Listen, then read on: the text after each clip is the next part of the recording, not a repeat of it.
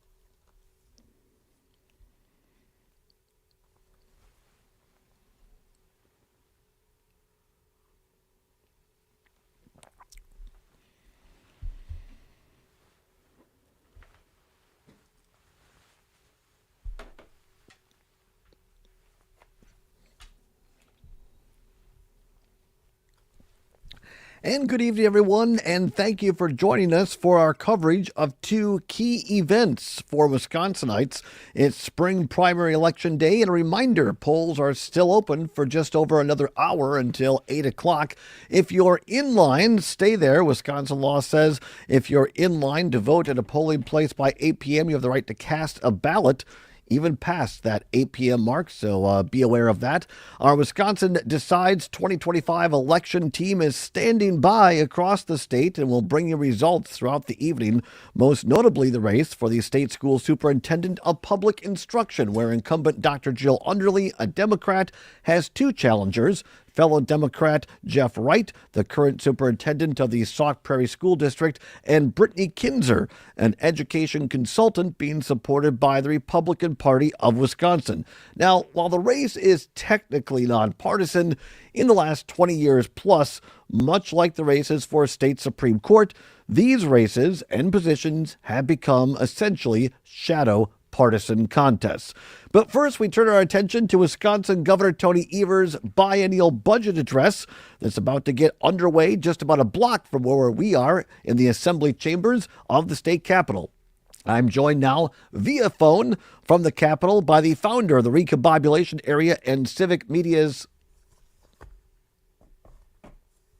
okay, I guess we're having some technical difficulties there. We're getting the heads up from Mr. Zommers, our producer. He'll be along in just a minute, though. Dan Schaefer, as we say, the founder of the Recombobulation Area and Civic Media's political editor, who's standing by in the state capitol. I know Dan has credentials. He'll be there on the ground tonight covering that for us, both at the Capitol. And one of the nice things about having our headquarters just a block away, Dan will be here at the desk here with me in our studios following the speech as well. So while we're awaiting Dan Schaefer to join us, let's set the stage just a little bit on some of these things that we expect tonight. One of the things Governor Evers has talked about in his budget, of course, is the Green Bay prison, which has been a bone of contention amongst both Republicans and Democrats for quite some time. It'll be interesting to see what the governor says about that. And also, of course, he declared about a month ago in his State of the State address it was going to be the year of the kid. I now believe we have established communication. Dan Schaefer, these things are always kind of touch and go. The Capitol, a beautiful building, not so great for cell phone signals, but Dan Schaefer, help us recombobulate a little bit. We were here about a month ago. What makes tonight different from then?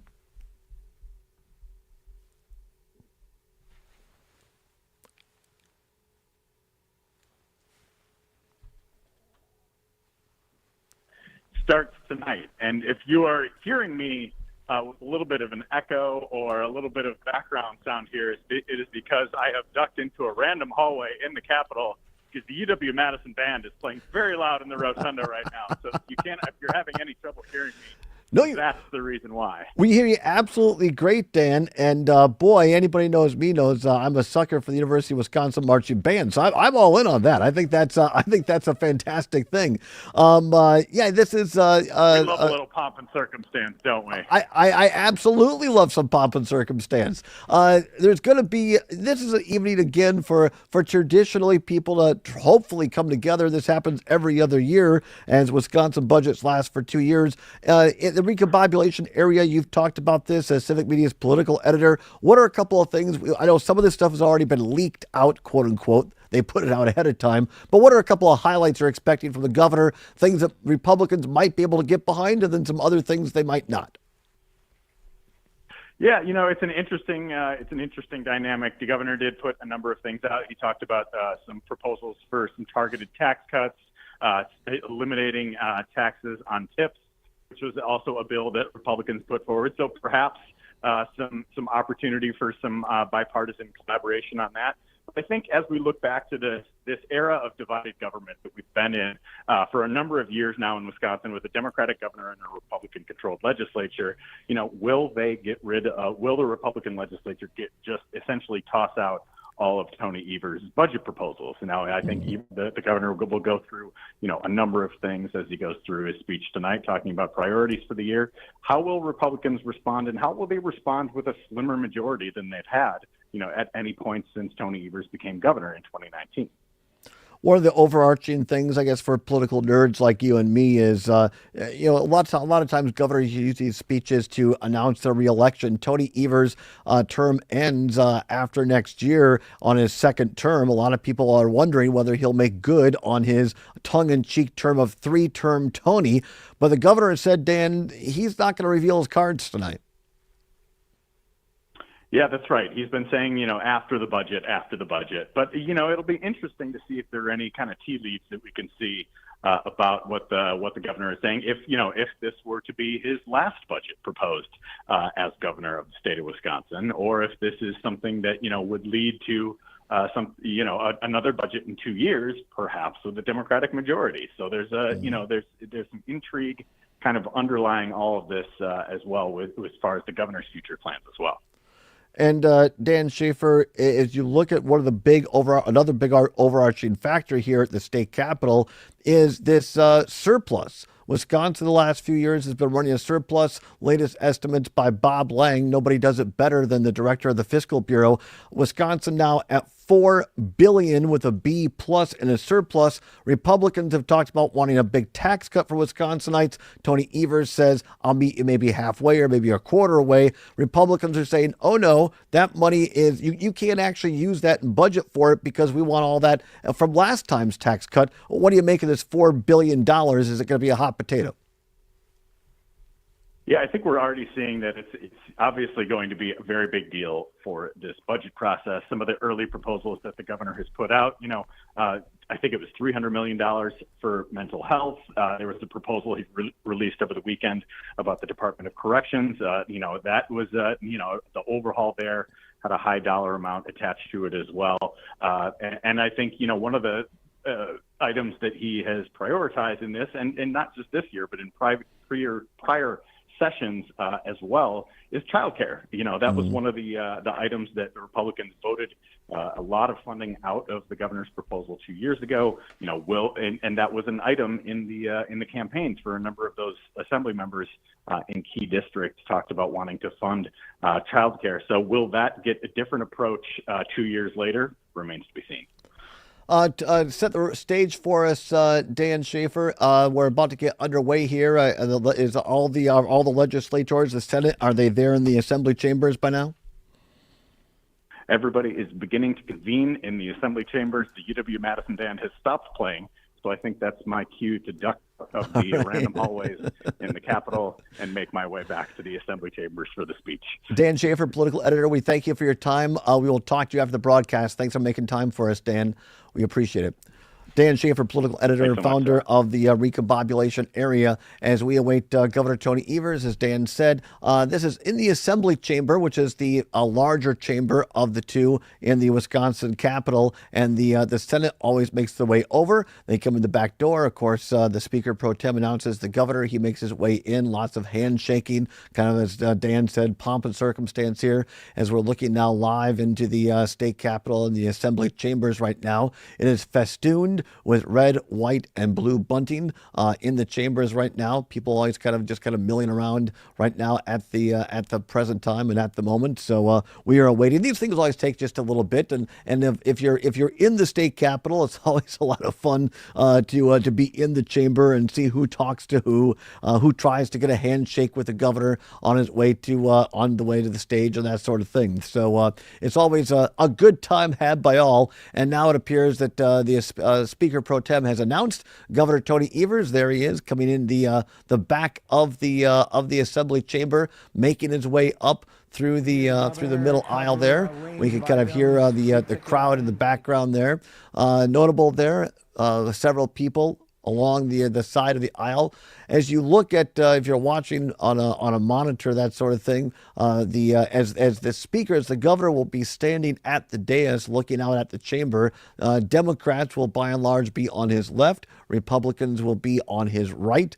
Always interested in these things as well to see who's going to stand up on certain clapping and who's going to sit on their hands. But really, we're here to hear about the budget address itself and to hear from the governor tonight. As Dan Schaefer said, you're going to hear less maybe cheerleading and more sounding like an accountant tonight. Wisconsin runs on what's called a biennial budget, which means the budget only happens every 2 years. So the governor gives this speech tonight. This is his chance to kind of have the ball first, if you're going to put it in football terms, and then the state legislature goes. Legislature, of course, both the state Senate and the Assembly is controlled by Republicans, and they start with the Joint Finance Committee, or Joint Committee on Finance, I guess is the technical term. It's referred to as JFC in the building in the Capitol amongst legislators. And so JFC will get their kick at the can. We're going to talk after our broadcast to one of the longtime former members, Republican Rob Coles of Green Bay. He's going to be joining us from Green Bay, and one of the current Democratic members, State Senator Kelda Royce of the Madison area. Looking forward to that conversation. But right now, Tony Evers is going to the dais dressed in a dark suit and a white shirt and a red, white, and blue tie. Here now, the governor of the state of Wisconsin, Tony Evers. It is my honor to introduce the governor of the great state of Wisconsin, the Honorable Tony Evers. Thanks so much.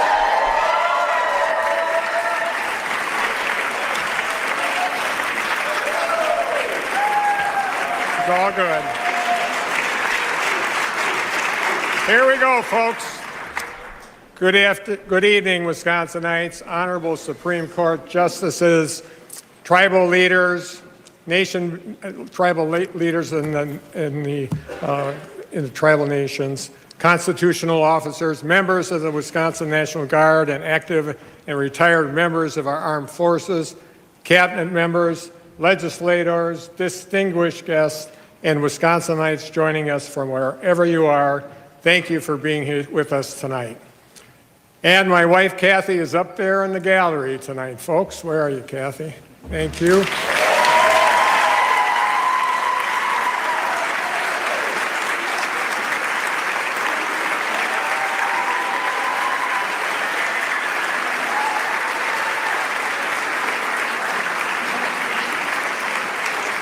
Kathleen Francis, you are my best friend and sounding board. There's no one else I'd rather shovel heaps of snow with or lose a game of pickleball to. I love you so much, Kathy.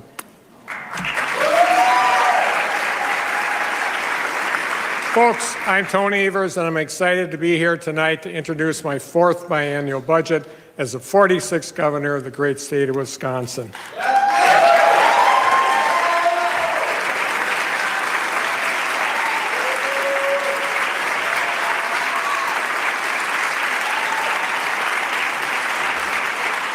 Wisconsinites, we're not even 50 days into 2025, but my administration and I have been hard at work doing the right thing for Wisconsin. I'm excited tonight to be able to share some of the good work we've been doing, including laying out our state's policy priorities for the next 2 years. Our budget includes my comprehensive plan to lower costs from child care to medication to help working families, seniors, and students. I'm also providing nearly $2 billion in tax relief, including eliminating income tax on tips, and my plan invests in public education at every level while holding the line on property taxes to make sure the average homeowner will not see a property tax increase.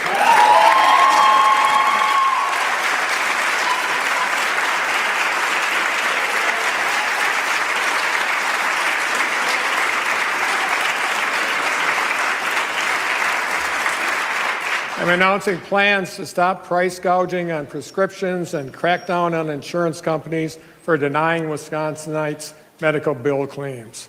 I also want to invest in fighting PFAS and lead and getting contaminants out of our land, service lines, bubblers, schools, homes, and child care centers for good.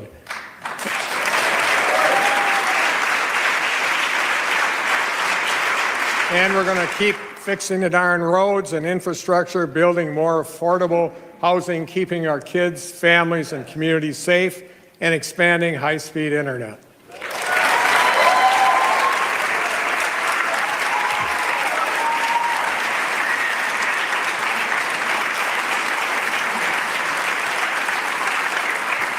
The budget I'm proposing balances our priorities of investing in our kids and needs that have been long neglected while providing real and sustainable tax relief and saving where we can.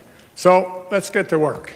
Here in America's dairyland, agriculture is a $116 billion industry. Everybody knows farmers, farm families, and producers have been the backbone of our state for generations. So when we heard about President Trump's 25% tariff tax, which could spark trade wars with Wisconsinites' largest export partners, hurt our economy and farmers, and drive up costs for gas and groceries, we got right to work. Just as that 25% tax was set to go into effect, I announced a new plan to help protect Wisconsin farmers and our ag industry and bolster our supply chain. Under my administration, Wisconsin is on its way to becoming a top 10 state for ag exports. We can't afford to lose our momentum because of tariff wars in Washington. So my plan creates a new ag economist position in state government that will help farmers navigate market disruptions and volatility caused by tariffs. I'm also proposing to double our investments in the Wisconsin Initiative for Ag Exports to help increase exports for our dairy, meat, crops, and help farmers and producers expand into new markets. And we're going to build upon our support for the meat and dairy processors to help keep our supply chain strong.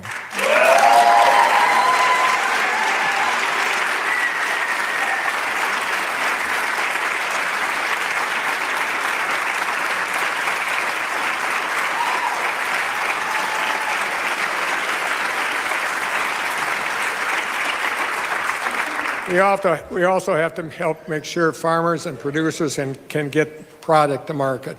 We just announced 55 new projects across 36 counties to improve rural roads and infrastructure through our Agricultural Roads Improvement Program that we created last session. Tonight, I'm announcing we're going to invest $50 million to continue that successful program to help ensure our farmers, our producers, and ag and forestry industries have reliable roads they can depend on.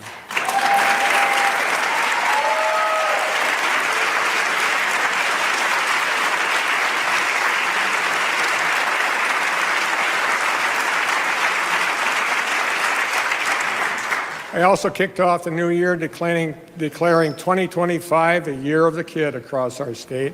I want everything we do together this year to be focused on doing what's best for our kids and the families who raise them. So I'm asking the legislature to approve a budget that does what's best for our kids at every stage, in every way, and no matter where they live in our state. In 2025, the year of the kid, I'm excited to be introducing the most pro-kid budget in state's history.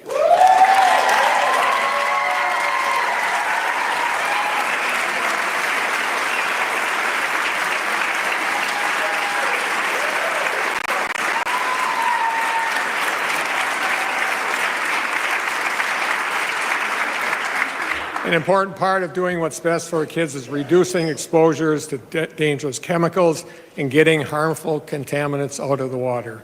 Every Wisconsinite should have access to clean and safe drinking water, no matter where they live. Tonight, I'm introducing my plan to combat water pollution and improve water quality across Wisconsin. Lead exposure and poisoning is especially dangerous. There is no safe level of lead exposure for kids. Even a small exposure can affect a kid for life, reducing learning capacity and attention span and affecting academic achievement. So I approved an emergency rule strengthening our lead standards statewide and announced new investments to support kids and families when they are exposed to lead.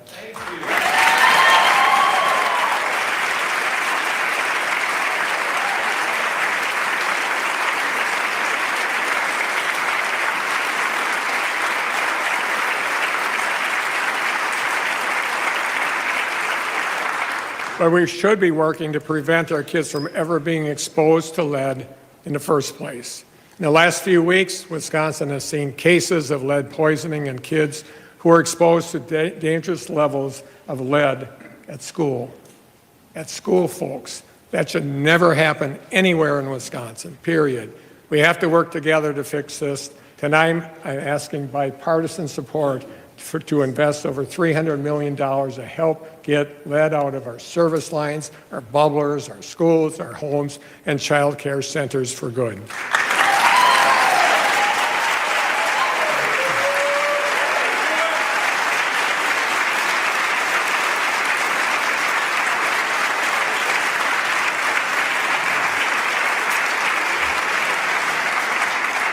And lead is just one contaminant that's affecting kids, families, and water across our state. Let's talk about PFAS. Forever chemicals like PFAS are chemicals that have been used for decades in things like nonstick cookware, firefighting foam, and even food packaging. PFAS exposure at certain levels can mean developmental delays in kids, increased cholesterol levels, reduced immunity response to infections, and even heightened risk of some cancers. Addressing PFAS and other contaminants grows harder and more expensive each day of delay. Republicans and Democrats must work together to finally get something done on this issue. As part of my comprehensive plan to improve water quality statewide, we're working to strengthen Wisconsin's groundwater standards for PFAS. And I'm asking the legislature to support an investment of over $145 million to fight PFAS contamination statewide and provide emergency resources like bottled water to families and communities affected by water contamination.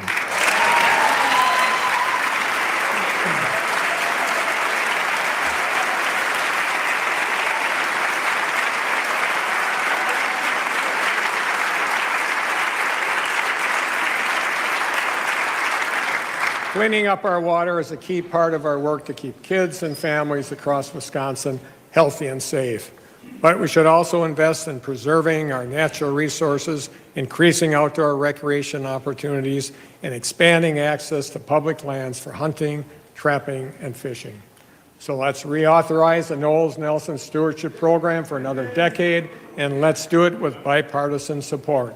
Let's deliver on the promise to our kids and grandkids of a better state and world than what we inherited.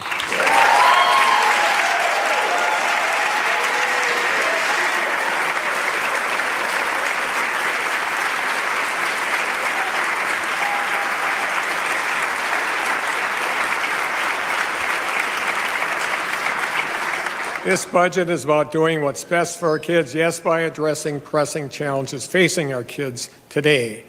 But we must also work to do what's best for our kids' futures, too. Every Wisconsin kid should have access to a high-quality public education, from early childhood to our K-12 schools to our higher education institutions. In 2025, the year of the kid, I'm urging the legislature to do what's best for our kids by approving significant investments in public education at every level in Wisconsin.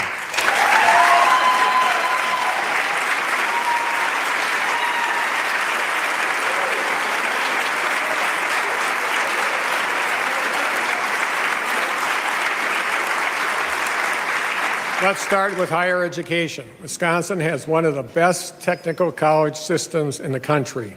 So our budget invests in green jobs, our healthcare workforce, and worker training for artificial intelligence. And I'm proposing nearly $60 million to support our technical colleges and their good work.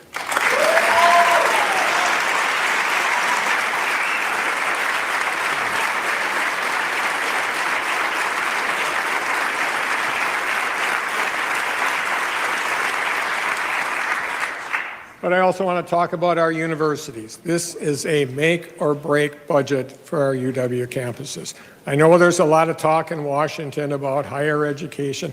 And look, folks, I can't speak to what's happening on other campuses across other parts of our country, but I visit just about every campus every year. So I've seen what's happening on our UW campuses with my own two eyes. And we're doing things differently here. Politicians in Washington don't know a darn thing about what's going on in campuses across Wisconsin. They don't understand that our UW system has been part of Wisconsin since we first became a state. It's enshrined in our state constitution. They don't know how important our UW system has been to our state's success or how important it is for our future.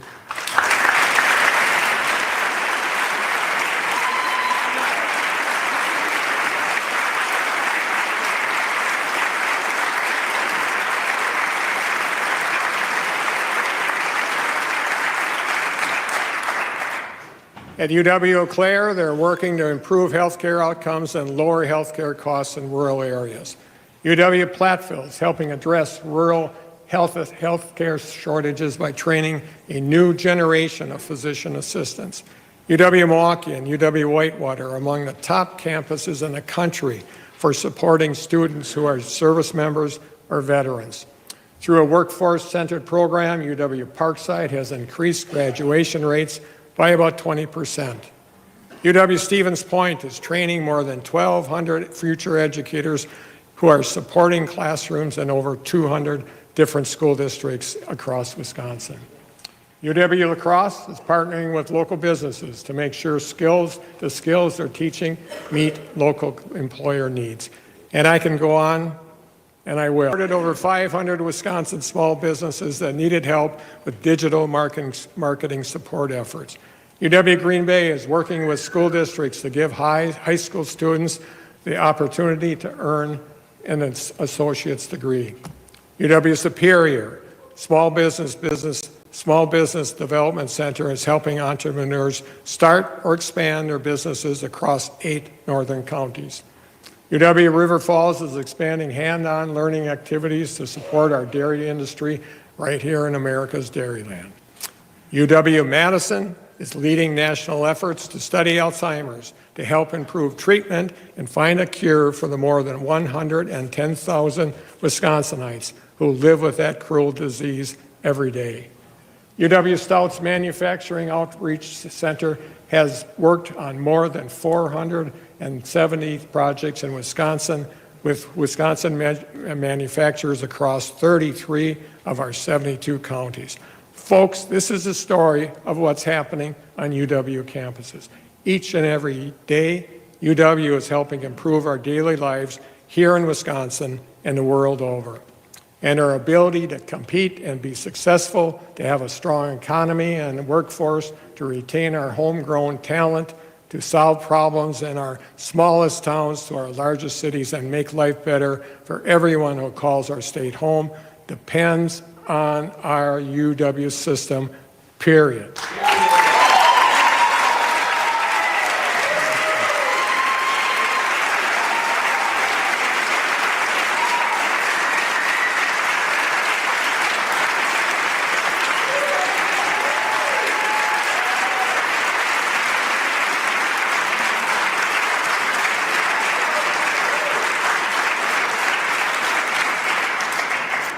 This is just water, folks.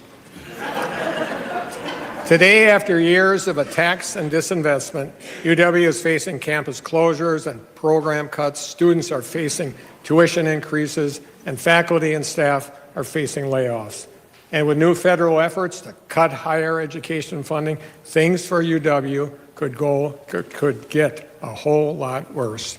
So tonight, I'm keeping the promise I made to the people of Wisconsin, and I'm asking the legislature to approve the largest two-year increase for our UW system in state's history. We have to get this done, folks.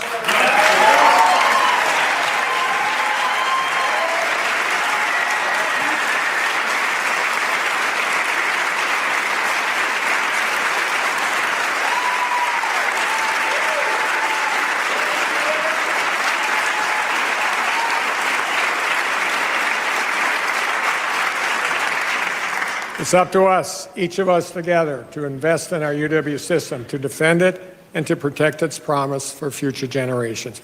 Let me be clear to the elected officials in this building whose public education at UW helped get you to where you are today. You share in that important responsibility. Don't tell our kids they don't deserve to have the same opportunity you did.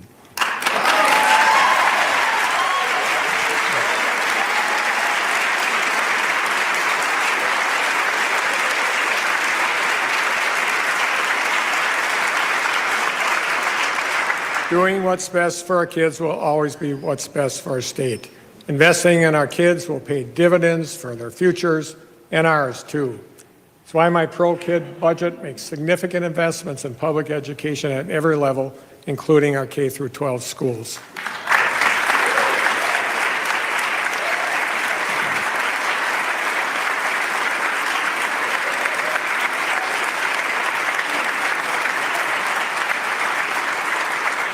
The cost of shortchanging our kids is expensive, folks. We cannot afford to fail them.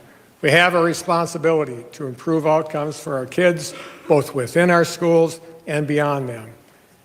I've talked a lot about the work we must do to improve student outcomes in class and how we're finally finally help shorten the odds. And we have to begin with the basics.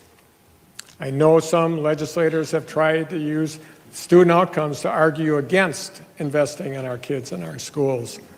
Folks, if you believe that, you got it backwards. The outcomes we are seeing are exactly why we must do more to do what's best for our kids.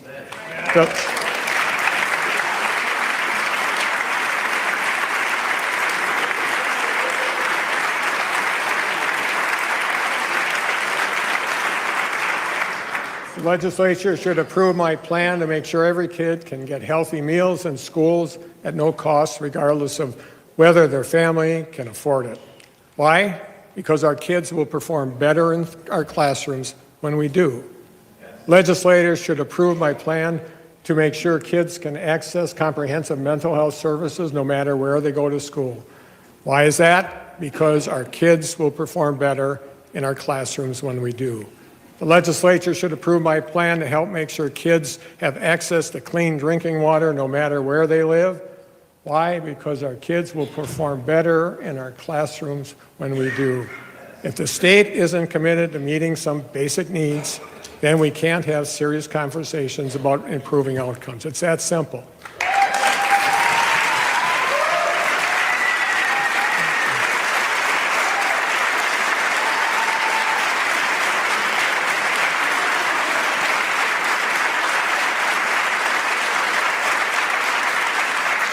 If our kids are fed, healthy, and feel safe, they'll perform better in class. So we have to get back to the basics in this budget. Reading is fundamental.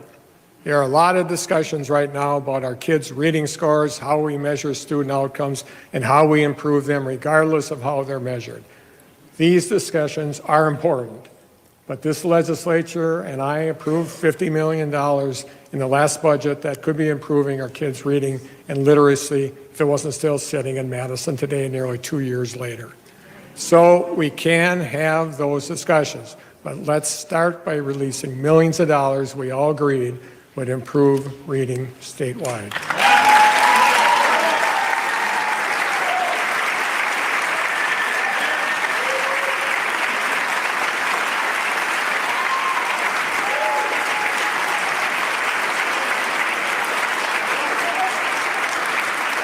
We're going to have to work even harder to reverse these trends and make up for lost time. It's one of those reasons that in 2025, the year of the kid, I'll be asking the legislature to approve $80 million to invest in literacy coaches tutoring, and other key supports to help improve reading scores statewide.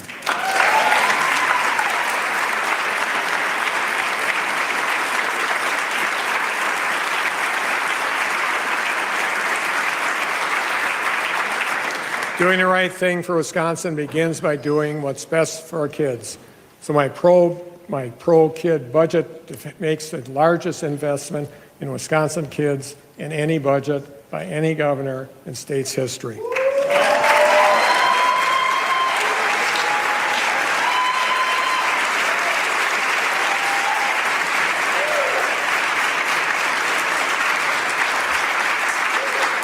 During my first term, I fought to secure the first special education aid increase in over a decade and the largest increase in funding for special education ever in state's history. Tonight, I'm proposing the highest ever amount of state education aid funding, and we're going to guarantee the state reimburses special education costs at 60% to ensure every kid gets the public education they deserve.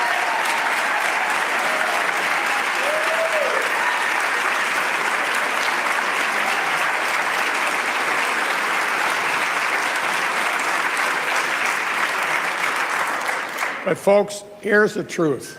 Our current system isn't working. Take the Boston School District, for example. The fate of their school district is on the ballot today, and kids, parents, and educators will be holding their breath tonight to see if their schools will be saved. That's the reality become all too often. In 2024, we saw a historic number of school referendums on the ballot, and 169 of those referendums passed. Nearly 400 referendums passed in the last 4 years. So the good news is Wisconsinites have shown this legislature time and time again they support increasing investments in our public schools. The bad news is Wisconsinites had to raise their own property taxes to prove it.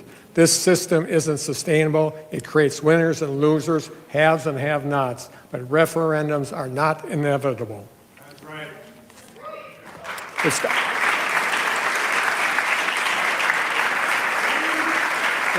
Wisconsinites wouldn't have to raise their own property taxes to keep school lights on and doors open if this legislature invested in K-12 education from the get-go.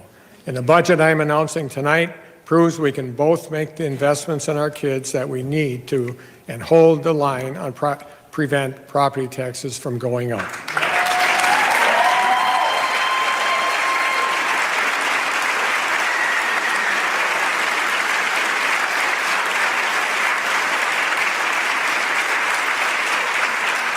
All told, our pro-kid budget will do what's best for our kids by providing more than $3.15 billion. Nearly all of it is spendable revenue for schools across Wisconsin, and we're going to make those investments while holding the line on property taxes to ensure the average homeowner will not see a property tax increase.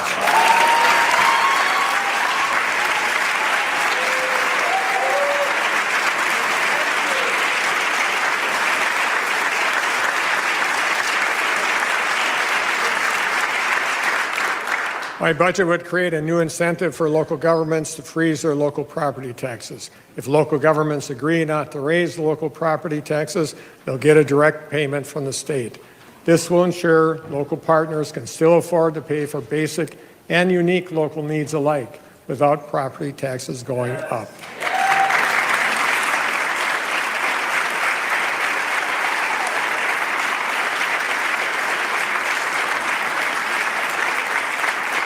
Working to prevent property tax increases is a key part of my plan to lowering costs for working families. But we can do more to reduce everyday out-of-pocket costs for folks across the state. More Wisconsinites are working than ever before, but paychecks today aren't going nearly as far as they used to. I'm really concerned about President Trump's 25% tariff tax will not only hurt our families and our farmers and ag industries and our economy, but it will also cause prices to go up on everything from gas to groceries. Some estimates indicated this could raise costs on the average American by about $1,200 a year. That will make it even harder for Wisconsinites to make ends meet. So I'm asking Republicans and Democrats to work together to pass my comprehensive plan to lower everyday out-of-pocket costs for working families.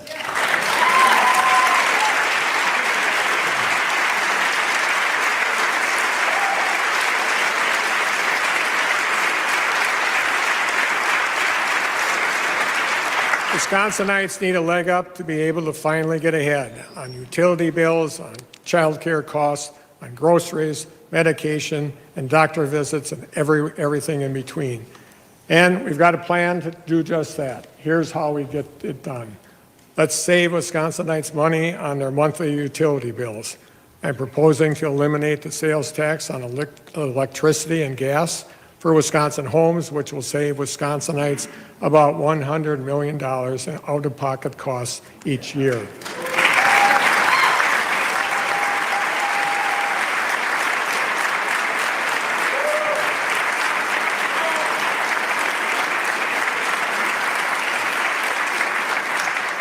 Wisconsinites also need the legislature to get serious about lowering out-of-pocket costs for child care this session. No more excuses, folks. Putting 2 young kids in child care in Wisconsin costs more than the average rent or mortgage. In 2023, child care costs consumed as much as a third of families' household incomes. Our workforce and economy can't afford more parents leaving their jobs because they can't afford child care.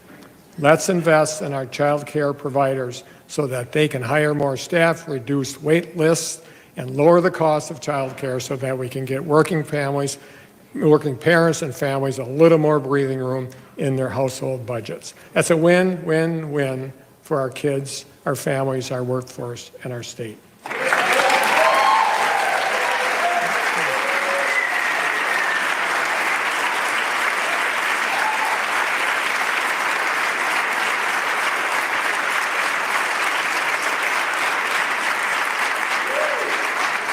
My plan will provide nearly $2 billion in tax relief through efforts to lower property taxes, eliminate the sales tax on several everyday expenses, and cut income taxes for middle-class Wisconsinites, including homeowners, renters, veterans, and seniors.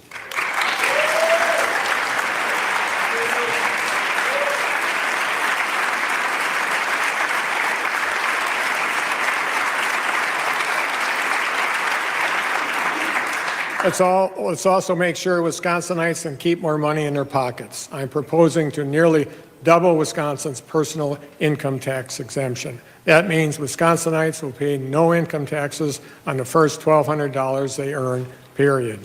And I want us to work together to pass my proposal to support students and workers in our service industries by letting them keep the tips they earn tax-free. Let's eliminate taxes on cash tips.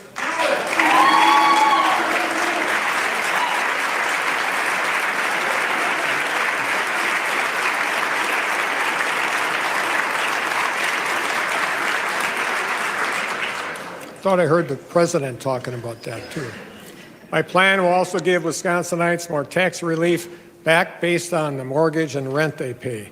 By building upon our homestead tax credit, my new property tax and rent rebate will provide nearly $150 million in tax relief for about 165,000 homeowners and renters across our state.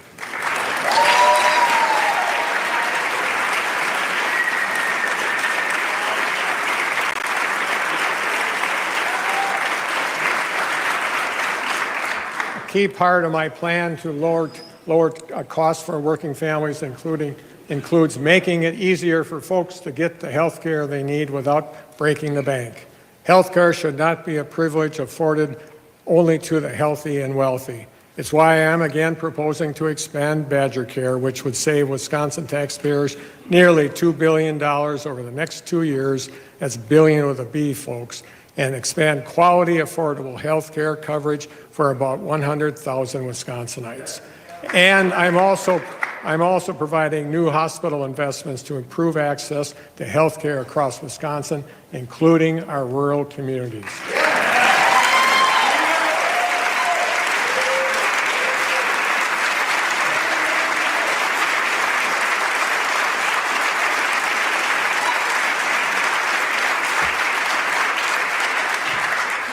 Part of my comprehensive plan to lower costs for working families, I'm also proposing sweeping plans to lower costs for prescriptions and medication and crack down on price gouging and health insurers.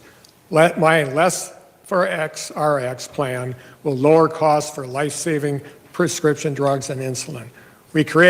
We would create a prescription drug affordability review board to crack down on prescription price gouging. We'd cap the cost of insulin copays at $35. We'd set price ceilings for prescription medication.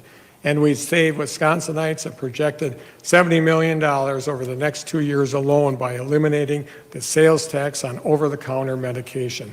Let's finally make lowering everyday out-of-pocket costs for medication a bipartisan priority this session.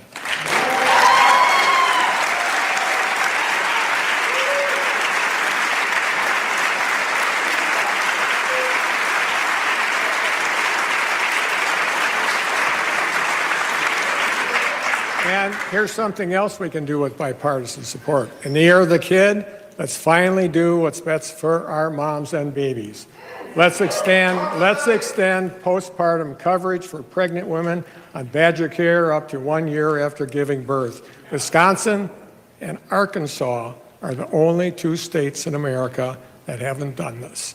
I mean, nothing against Arkansas, but come on, folks. I've proposed this in every budget I've introduced as governor. There's also a bipartisan bill to get it done that almost 90 legislators support. One legislator should not be able to single-handedly obstruct a bill that's supported by a supermajority.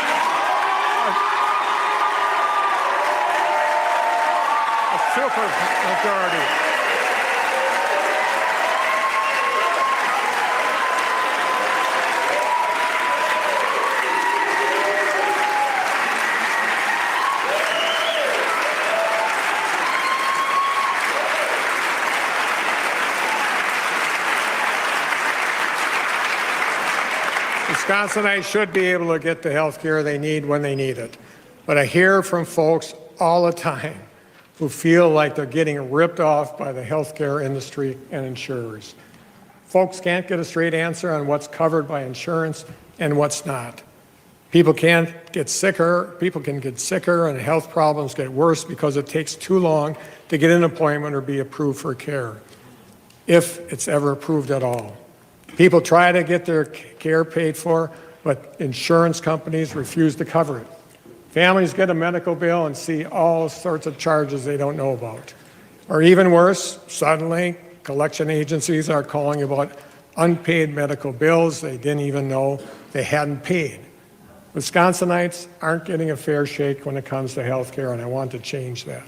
So first things first, I want to make Wisconsin the first state in America to start auditing insurance companies over denying health care claims.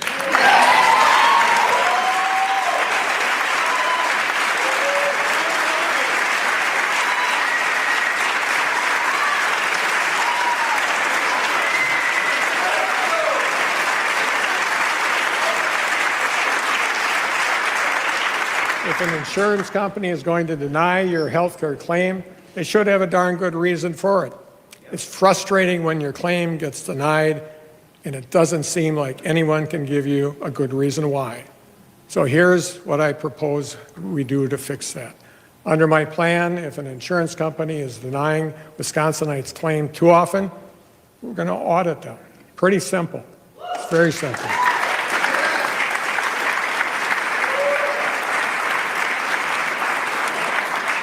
And here's what else that this plan would do. We'd create a new office to help Wisconsinites whose health insurance claims are denied. For the first time in state's history, we'd have an office in state government devoted to helping the Wisconsinites hold health insurers accountable and ensuring folks get the health insurance cover they pay for. That's a big deal, folks.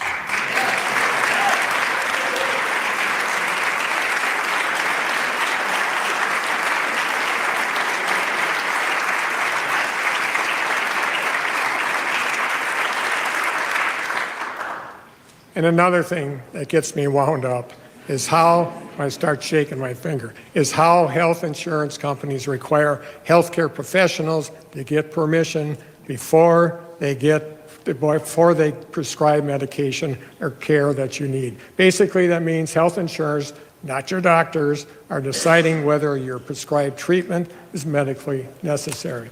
Health insurance companies try to use these so-called prior authorizations to help their bottom line and cut costs. They're banking on being able to avoid covering the services and treatment you need. And Wisconsinites, you pay the price. Folks have to wait to get care until doctors get permission or may end up foregoing treatment altogether because of all the hassles with insurance. That can cause health conditions to get even worse, even dangerous, and even life-threatening. So my plan would create new standards to expand healthcare services, procedures that insurance companies are required to cover. That means more healthcare services and procedures will be covered by your insurance automatically. No delays, no hassles, no questions asked.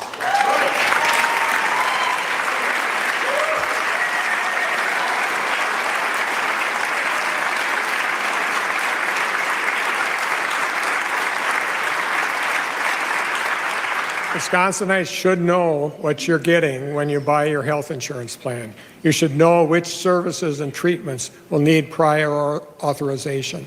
So we want to require health insurance companies to be transparent from the get-go. They have to tell you right up front which services and treatments will require prior approval so that you can find a health plan that's right for you.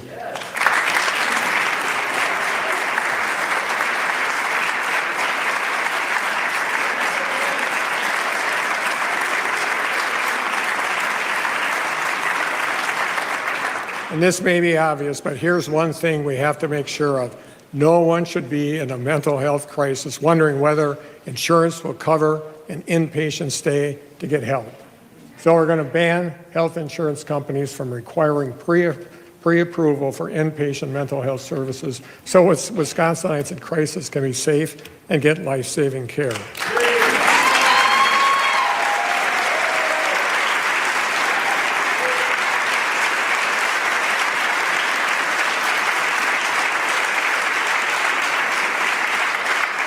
Wisconsinites, you should be able to get health care when and where you need it, and you should be able to get it quickly and close to home.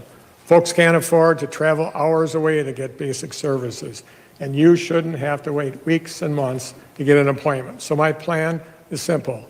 Would enable creating statewide standards for maximum wait times for scheduling appointments, and I'm proposing to require health insurance companies to make sure the services they cover are available within a minimum time and distance of where you live.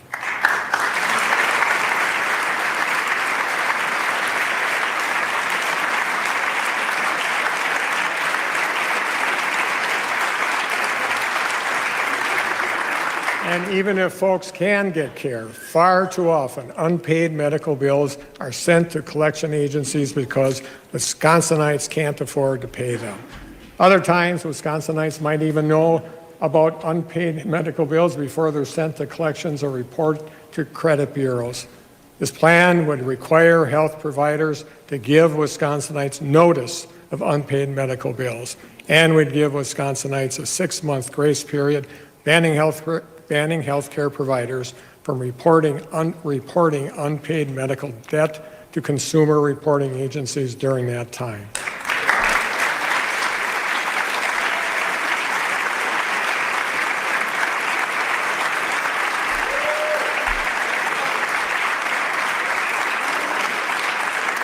In this budget, we found ways to cut taxes and save where we could while investing in key priorities and finding real solutions to real problems Wisconsinites are facing every day.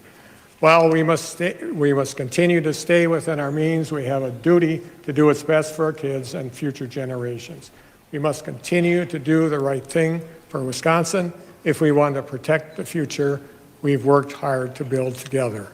Wisconsinites, I'm so proud of our work to deliver a budget that balances these important obligations.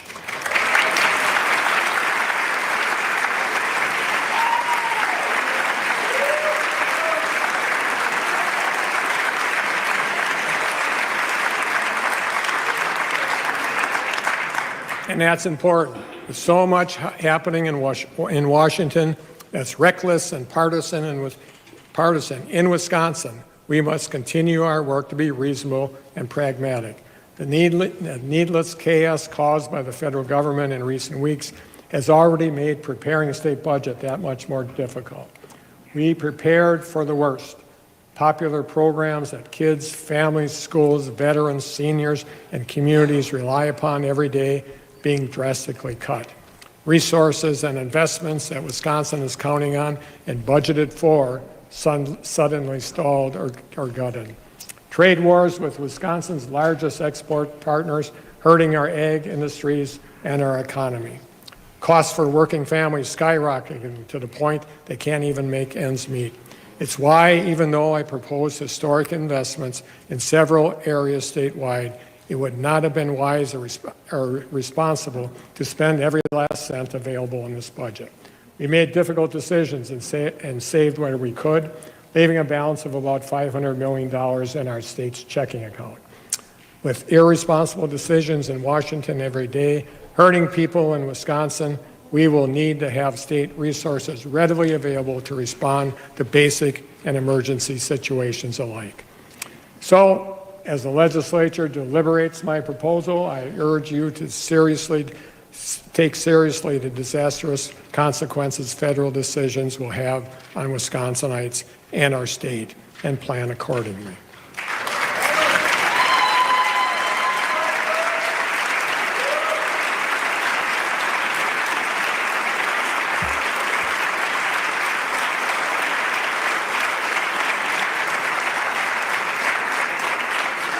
There is a lot of work to do, folks, but I know we can get good things done for Wisconsin in this budget if everyone focuses on doing what's best for our kids, delivering real solutions for real problems Wisconsinites face every day, and doing the right thing.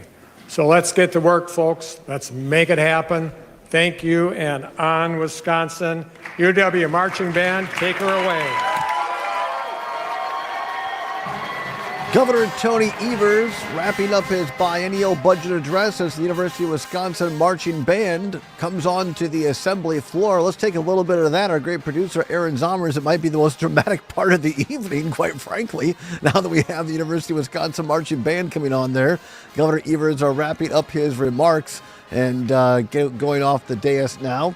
We're going to be joined here in just a few minutes by a political editor and for Civic Media, and also the founder of the Recombobulation Area, Dan Schaefer, who is standing by. He was in the chamber and listening to this speech that lasted just shy of 45, or just over, 45 minutes tonight. Also standing by at our studios in Green Bay after the 8 o'clock hour, we'll be talking to former State Senator Rob Coles, a Republican who is a longtime member of the Joint Committee on Finance, better known as JFC to those people in the building, as they say, in the Capitol. He'll be giving us his perspective, helping us to understand what this budget process is. I think that perhaps is one of the things that could be most helpful for all of us tonight, is to understand, what does this really mean to Wisconsinites and Wisconsin taxpayers? What is this process all about? Nobody knows it better than former Senator Rob Coles, and he will walk us through it, and we'll also get his reaction to the governor's remarks tonight. Also joining us a little bit later this evening, we're going to have current state senator, Democrat Kelda Royce, who represents the Isthmus of Madison, longtime state senator, a legislator, and a member of the current member of the Joint Committee on Finance. So Kelda Royce will be joining us a little bit, giving us a Democratic perspective there. And a little bit later, as we said, we'll be talking to Dan Schaefer and our own Jimmy Koska a little bit on later tonight as we move into election night coverage. Again, about 10 minutes to go if you have not voted yet tonight, and you could get to your polling place and be in line by 8 o'clock, although most places, I think, have pretty short, if any, lines at all. But polls are still open for about 10 more minutes in the big race tonight, the primary for the Department of Public Instruction Superintendent. 3 candidates on the ballot will be whittled down to 1 after tonight. Dr. Jill Underly and Jeff Wright are the 2 Democrats, and Brittany Kinzer, an education consultant, being supported by the Republican Party of Wisconsin. Technically a nonpartisan race, but in recent years it has become essentially a shadow partisan contest. We'll be following all of that. The governor tonight mentioned one of the big, perhaps the biggest school referendum on the ballot tonight across the state of Wisconsin is in the city of Mauston. For those listening across the state of Wisconsin that might not know exactly where Mauston is, I think most of us know where Wisconsin Dells is at. About an hour north of Madison is the Dells, and then kind of go another maybe 25, 30 minutes northwest of the Dells, and there you will find Mauston in beautiful Juneau County. Mauston going to referendum for the 3rd time in under a year. The school board and district superintendent saying if tonight's referendum does not pass, they will have to really seriously consider and most likely dissolve the Mauston School District over the next 2 years, as there simply will not be money to continue that school district. The governor mentioning that tonight in his of the biennial budget address. And so Jimmy Kuska will be standing by himself, a school board member in the Boscoville area. He is standing by watching that race. Polls are open again for about, 8 more minutes or so here until 8 o'clock, as our own Luke Mathers likes to say. Be a voter tonight if you haven't already done so. We're also expecting at some point in the next few minutes here to hear from Democratic Lieutenant Governor Sarah Rodriguez, who is going to be joining us, to my understanding, by phone. Get her take on this as well. Lots to get through tonight. I mean, certainly there is no lack of content in the governor's biennial budget tonight. It's someone who's sat through a lot of these over the years, a former legislative aide. Lots of meat on the bone, but maybe not particularly user-friendly, if I could be allowed to say that. What I thought was interesting is the governor did this in his State of the State, and yes, the State of the State tends to be more narrative in form, but the governor did not spend a lot of time using stories tonight in his budget address to make some of these policies that he is proposing in the budget relatable to individuals across the state of Wisconsin. And maybe this was just for the legislators in the room. If so, that's fine. Again, as someone who's seen a lot of Democrats and Republicans give these budget addresses, it is a unique moment for these governors to connect with the people of Wisconsin. Of course, we're broadcasting it all across the state of Wisconsin on radio and also streaming on Facebook, YouTube, Twitter, X, and the like. Wisconsin Public Television broadcast it live tonight. I know Wisconsin Public Radio broadcast it live. A number of commercial television stations, while not carrying it on their network or over-the-air broadcasts, many such as Channel 3 in Madison, carrying it on their streaming service. So the point is that the governor had an opportunity, had an audience built in of Wisconsin voters. And so, at least to my ears, you may have wanted, the governor may have wanted to make it more narrative and connect a few of these policies. You know, I thought that going back over some of the things that he said there, I thought it was great that he was talking about postpartum extension for Badger Care across the state of Wisconsin, saying that only Wisconsin and Arkansas, the only 2 states that don't have it. That's a great initiative to have in a budget, something that should be very broadly a lot of appeal. But what it lacked was a story about an individual who was trying to get that or who didn't get it. And I think make it relatable to the average voter, the average listener across the state of Wisconsin. So we'll discuss that with our panel as they come on board. While we're doing that, Aaron Zommers, our great producer and engineer tonight, maybe we can take some of these cuts here that we put together during the broadcast. Appreciate Zommers' work and Luke Mathers as well. One of the big issues that has been at the forefront of the last legislative session was that of PFAS. These are microbial or microscopic chemicals, essentially plastic, that is found in water all across the state of Wisconsin. And they thought last legislative session, that the Republican legislature was close. They passed a bill. The governor had an initiative, but where things kind of got mucked up, to use the phrase, is that the governor wanted more stringent measures to be passed, or penalties, against those found guilty of polluting. And the governor, that's what he wanted. The legislature, controlled by Republicans, said it was a no-go, and so nothing got done. Here is what Governor Evers said tonight in his biennial budget address on PFAS. Here is the governor just moments ago. As part of my comprehensive plan to improve water quality statewide, we're working to strengthen Wisconsin's groundwater standards for PFAS. And I'm asking the legislature to support an investment of over $145 million to fight PFAS contamination statewide and provide emergency resources like bottled water to families and communities affected by water contamination.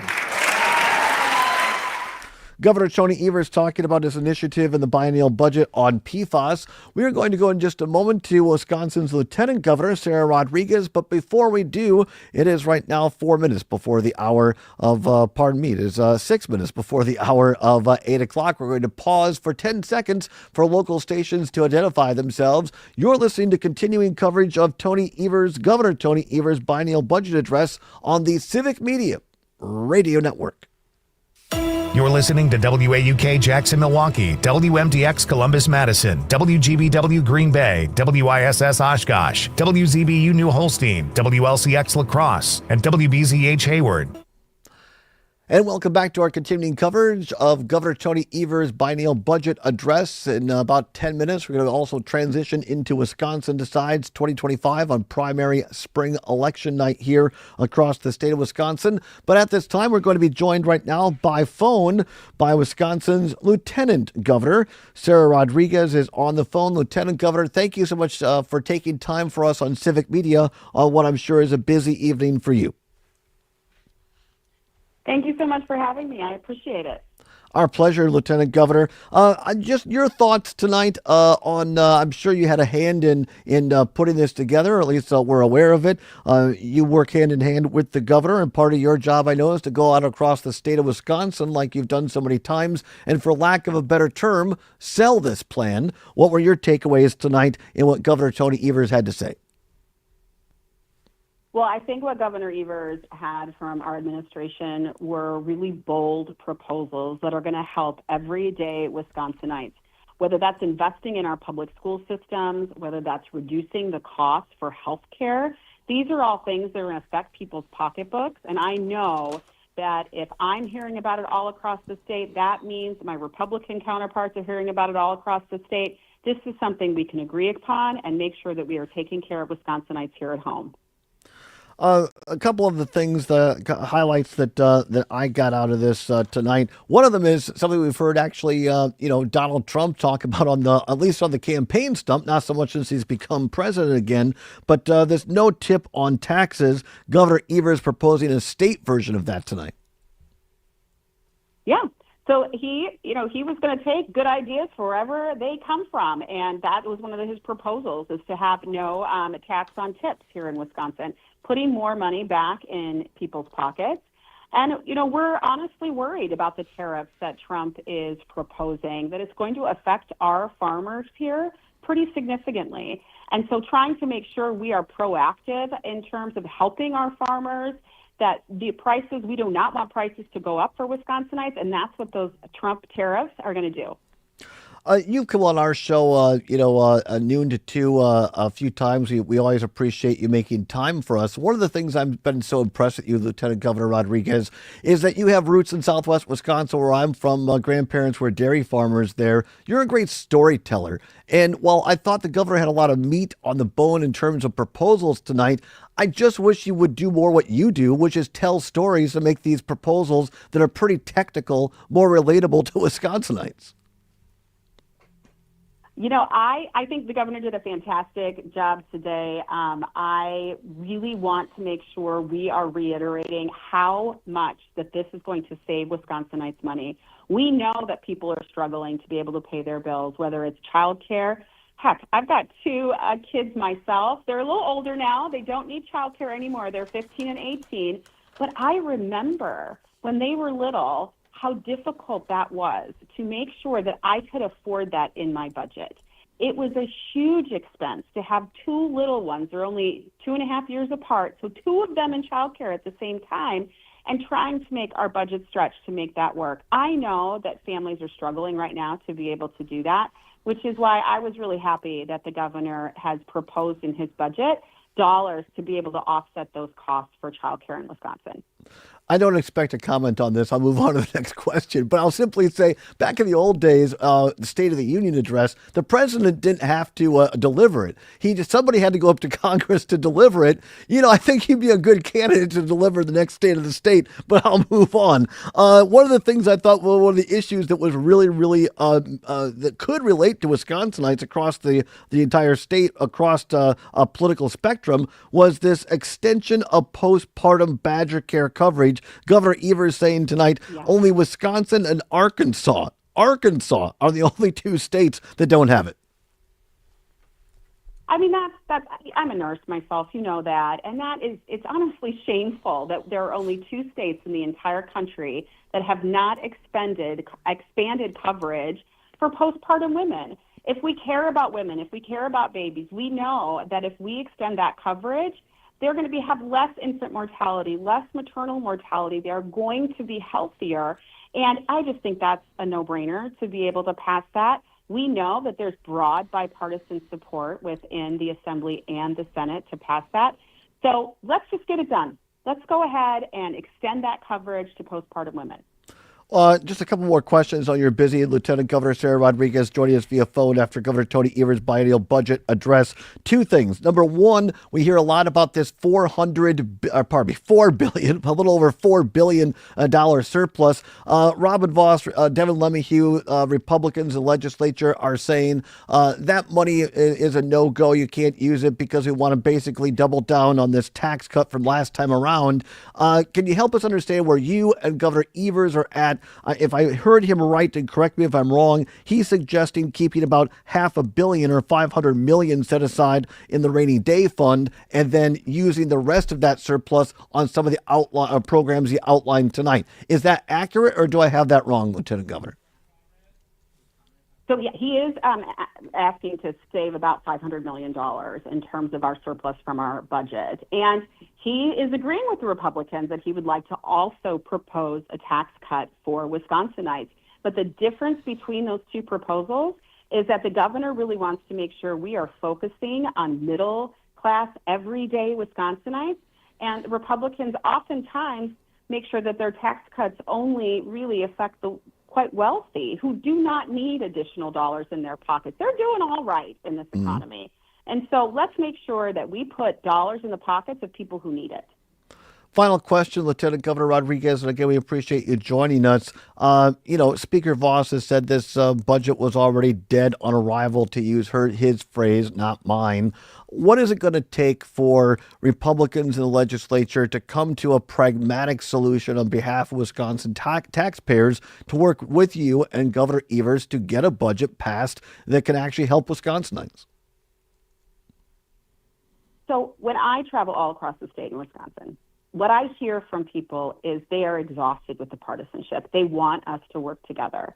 And if I'm hearing, whether it's in rural areas, whether it's in urban areas, suburban areas, that people need relief in housing, in food costs, in healthcare costs. And so I know the Republicans in the Assembly and the Senate are hearing that as well. So they need to come to the table as partners and put together a budget that we can all be proud of. And so let's make sure we're putting dollars in the pockets of Wisconsinites. Let's make sure we're taking care of people here, because we know that these Trump tariffs are going to be increasing costs. So how can we provide some relief at the state level? Yeah, I wish the governor would have put that. I thought he kind of buried the lead. I thought that was a great line when Governor Evers said, "We've prepared for the worst because of the Trump tariffs." I think he should have led with that. But, hey, who am I to say? I'm just a radio host. Governor, Lieutenant Governor Rodriguez, is there anything I haven't asked you tonight that you believe that the Wisconsinites across this state should know about the biennial budget address tonight? Well, look at it. The governor has put out pieces. You've heard the address. Contact your representatives. Contact your senator. Contact your representative. Make sure that they know that you support these pieces in the budget. Make sure that you know that you expect them to work together to make sure we can get a budget across the table. And so that is the one thing that I would say is make sure you're contacting your local representatives and your senators and telling them what's your priority. Lieutenant Governor Sarah Rodriguez, we thank you so very much for making time for us this evening. Have a great night, and we will talk to you soon on our show. And, of course, you're always welcome to come back here on Civic Media. Thank you so much, Lieutenant Governor. Thank you so much. I appreciate it. Our pleasure. Lieutenant Governor Sarah Rodriguez joining us after the biennial budget address tonight. Going to ask Mr. Zomers here live on air. Are we going to take Senator Mark Line's comments now, or are we going to wait for that, or you want to go to that? Not just yet, but it looks like we do have Rob Coles here. All right, very good. We're going to go to that then. It is 6 minutes past the hour of 8 o'clock. You're listening to Civic Media's continuing coverage of Governor Tony Evers' biennial budget address, and also awaiting Dan Schaefer to join us as well. Are we going to go to Dan first, or are we going to go to Senator Coles first? Senator Coles. All right, very good. Joining us now live from our beautiful WGBW studios in downtown Green Bay, Wisconsin, a longtime state senator that represented the greater Green Bay area, also a longtime member of the Joint Committee on Finance, Mr. Senator Rob Coles, a Republican senator. We appreciate you being with us so very much. How are you tonight, sir? Very good, Todd. You're doing a great job. I listened to you quite a bit. And Well, I agree with a fair amount. Not everything, though. I appreciate that. In full disclosure, when I worked, this thing, I'd rather not have the ear. Can I have this come through over here? oh, we're working on that. All right, we'll work. Can you hear me okay, Senator? Well, I'd Or, rather not or you have got the these earphones? Yeah, I know. earphones on. You know. To tell where my voice is. Well, you and I have about the same amount of hair. You probably have a little bit more yet. Every strand counts, right? In full disclosure, when I worked for the legislature for former Senator Dale Schultz, Senator Cole's office was right next door to ours, so we saw each other in the hallways quite a lot. Senator Coles, it's just great to have you on. First of all, I want to ask you this: how does it feel? For the first time in a long time, how does it feel to be outside the chamber watching this instead of inside the chamber? You know, I wasn't planning on watching it until I got a call from your station asking me to give a few background comments, and I'm still in it. It's hard to totally separate yourself from something you've been doing for a long time. Yeah, no. So I won't be following the budget down to the nth degree like I have, but I'll be following it and having a few thoughts of my own. Sure. But for everybody, it's a time to move on, and it was time for me. Mm-hmm. No, it's great to have you here. It's your first budget address in what, over 40 years, right? Since you weren't in the chamber in some way, shape, or form. Give us if you. I noticed. I see people in there that walking down the, some of the reps that some of those people were helping me in elections that years ago, and now they're legislators. So right, it's their headache now. give us a sense, Senator Coles. Just knee-jerk reaction. What's your takeaway? What were your thoughts on Governor Evers' biennial budget address remarks tonight? I didn't see all of it and hear all of it because I drove from my home over here just to get here in time. It's similar to other budgets that he's had. It appears that he's spending most of the one-time money, although I did hear him say that he's leaving a $500 million balance. Correct. That's to his credit. But it's like, where is this money coming from? It looks like he's taking the Medicaid money, which is a lot of money, and he's taking the one-time money.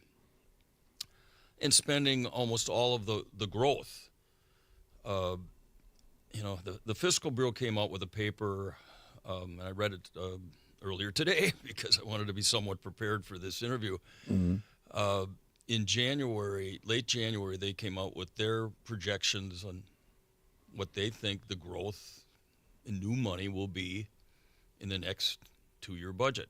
So they re-estimated the end of this fiscal year, because our fiscal year goes to July 1. So we're still in the old budget until July 1, and then the new budget starts after that. So they re-estimated about $900 million more coming between now and January 1. However, they were only predicting roughly $750 million new money. This is all types of taxes and fees in the first year, and then roughly like $350 the second year on top of the $750. So that puts, if you put those, all the new money is slowing down. Now that's the replicating money. So, what I've preached, and I learned this the hard way when I didn't know what I was doing when I first got down there, is when you spend one-time money, you've got to be real careful. Right. Because if you don't get incredible growth in the future, you've got a hole. And then how do you make up for the hole? Well, let me tell you how they've done it in the past. Tobacco bonds, we're still paying for that. Hundreds of millions, I think there's still 5 to 600 million of tobacco funds. This goes back to the Doyle era when they had trouble balancing the budget. Bouncing the levy credit out to not pay it on time. A tax on energy, the governor mentioned that. I heard that. He wants to get rid of that. And there's some other tricks in there. I call these are budget tricks in order to balance the budget. And I know that there's several places in the budget where they pay things late. So when you look at the roughly $4 billion so-called surplus, that's one-time money, and Director Lang and the Fiscal Bureau would verify that. To spend all that, let me back up a second. That $4 billion, if you paid all the tricks that were done years ago, we're backing up, to several governors, things that are embedded in the budget. That balance of $4 billion would drop by at least half. That means you're paying bills on time. That's not good budgeting. And eventually you got to pay the bill. If I can just interrupt for a second, Sure. We're talking to former State Senator Rob Coles, Republican and longtime member of the Joint Committee on Finance, better known as JFC, who actually has been through this budget writing process in the past. Just remind our listeners that unlike in Washington, where if we don't pass a budget, everything shuts down, in Wisconsin, we're required to have a balanced budget, and if you can't pass one by the deadline, it just the government keeps on going, but just under the current budget. Correct? Correct. And so Correct. What you're talking about, it's a go bit ahead. of a circuit breaker, right? So if it doesn't get done, things will move on. Now we have to pay attention to what's happening in Washington, because that could throw some hiccups into the decision making by the Joint Finance Committee. Now, probably in the last little while before I got on the air, the Finance Committee, I think, is introducing the budget. Now it goes to the Fiscal Bureau, and we have this incredible Fiscal Bureau. Our state was one of the leaders in the nation creating the service agency, the Fiscal Bureau, the Audit Bureau, the Reference Bureau, and the Legislative Council, those 4 service agencies. So right now the burden's on the Fiscal Bureau to dissect the budget and analyze it financially and all the policy in it, and come up with documents that the legislature, first the Finance Committee and then the full legislature, can make decisions on. So they have it for the next month and a half or so, and then there's public hearings around the state. And then after the public hearings are done, the Finance Committee starts voting on the budget. In the meantime, the rest of the legislature is like giving advice and recommendations to the Finance Committee. So it's a lot of work. There's some significant things in this budget. I don't know if the governor talked about the changes in the policy toward corrections, but that's a very big issue. He did. I should ironically, but he didn't mention a whole lot on that actually from the address tonight. But he has said ahead of the budget or the address that you're looking at the Green Bay Correctional Facility. And Senator Coles, that is an area that you represented for your entire time in the legislature, the greater Green Bay area. Of course, lines change here and there. You're very familiar with this. What's your feeling, Senator Coles, as someone who represented that part of the state for a long time, on the governor's proposal to close down the Green Bay Correctional Facility and put money into other places like Waupun and modernize them? Well, Waupun needs the money, and I think we need to modernize several other prisons, and I don't know how much that would cost, and I don't know what changes he has in his budget proposal to change the sentencing process for people. It's not clear what he's doing, and that's going to be a very tough issue to analyze. But my first thought when I heard about when he announced his plan, I thought, okay, what do we do with the 1,100 people that are at GBCI? Do we stuff those into the current prisons that are already over capacity, or do we build a new prison? Unknown. So that's an important thing, and I know Senator Van Wangard, a friend of mine in the state Senate who's likely to be very involved in this, has that concern. Where do you put the people? It's one thing to recognize that you've got an older prison that's deficient in different ways, but it's another thing, okay, you've got to find a place to put these dangerous people. Yeah. That's a max. These are not low impact criminals. These are high impact criminals. The same with Waupun and several other prisons.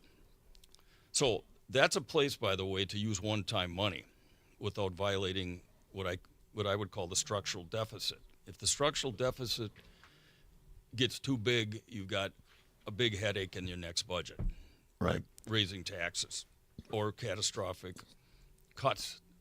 So, I mean, that's why I've argued for years. It's like you want to minimize the structural deficit so you have stability going forward, and you don't have these big ups and downs and different appropriations. Explain, if you could, Senator, briefly, without for those of us who didn't spend a lot of time actually on JFC, in layman's terms, what because we're going to hear a lot about this over the next few weeks and months. Structural deficit. Explain to the Jane and Joe on the street what that actually means, please. Okay, if you take you take what the Fiscal Bureau is projecting right now in new monies coming in, and you lay that against the appropriations. And if the appropriations are higher because they've been supplemented by a bunch of one-time monies like the $4 billion, like the Medicaid money that I think he's taking and some other things that I may not know about yet, you have this gap. And that has to be filled somehow. So it's filled the first year or possibly in this whole budget, the 2-year budget. But then you go to the next 2-year budget and you've got a massive hole. Mm-hmm. And the question is, how do you fill that? Well, you got to either take the money back from people that you just gave it to or you raise taxes. Now, as a Republican, I mean, we've been, struggling to hold taxes down, and I think income taxes are a good competitive level right now, and the state's growing. There's jobs like crazy all over the state. We're doing well. We don't want to upset that. That's an important thing. So, I would argue that be really cautious on how we're using the one-time money. You can use some of it, but to blow it all out the door, you're asking for trouble.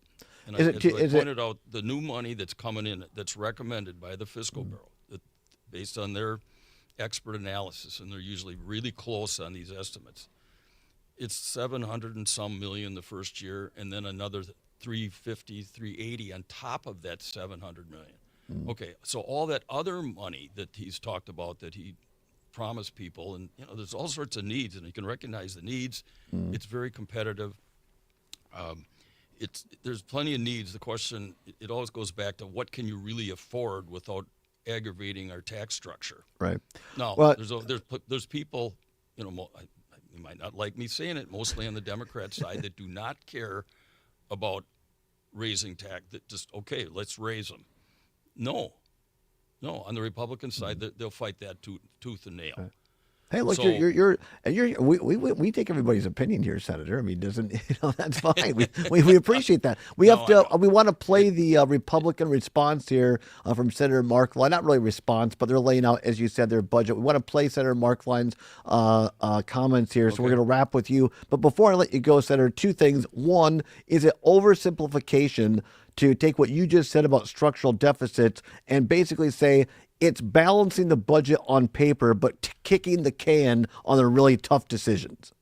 Is that fair to say? That's one way to put it, because you've got to ultimately you've filled the budget need for the immediate 2 years, but there's nothing there in the following years unless you get incredible growth. Well, we typically get 2.5%, 3%, if you're lucky, 4% a year. Right. Well, what the governor is promising in this budget goes way beyond that. You know, unless you take the Medicaid money, and that's a big debate, or raise taxes. My guess is he's also going after some taxes in the corporate area. Final question, Senator, before we play Senator Markline's comments here. For every fellow senator, for every staffer, for every lobbyist who ever sat in a Joint Finance Committee meeting when you were on the committee, everyone awaited the dreaded question, is it an upper? Tell us what that means and why you always asked it. Is it an upper? I'm not sure I know what you. No, I got to know the Fiscal Bureau folks and Bob Lang, and what a team he's got. And you have to get a good handle on, what is the whole package, what does it do to that structural? Because if you have a structural that's, I'd say, in excess of $1 billion, you got problems in most likelihood. And then how do you come up with that money? Right. So, I'm arguing, paying off the tobacco bonds with some of the one-time money and possibly some other bonds that are available to be paid off. A new prison, that's a one-time event.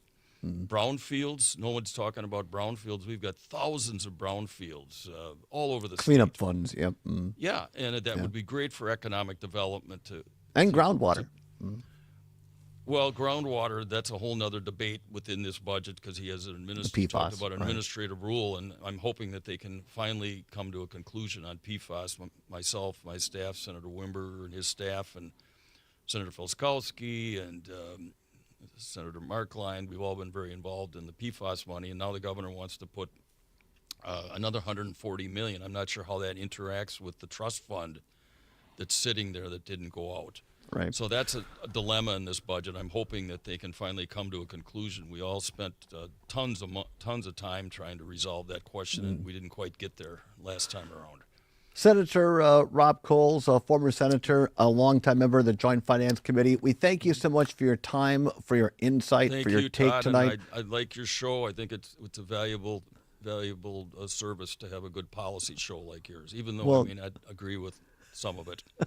But what's different than when we were just sitting around at 10 o'clock at night in the Capitol? We never agreed then either. No, we didn't.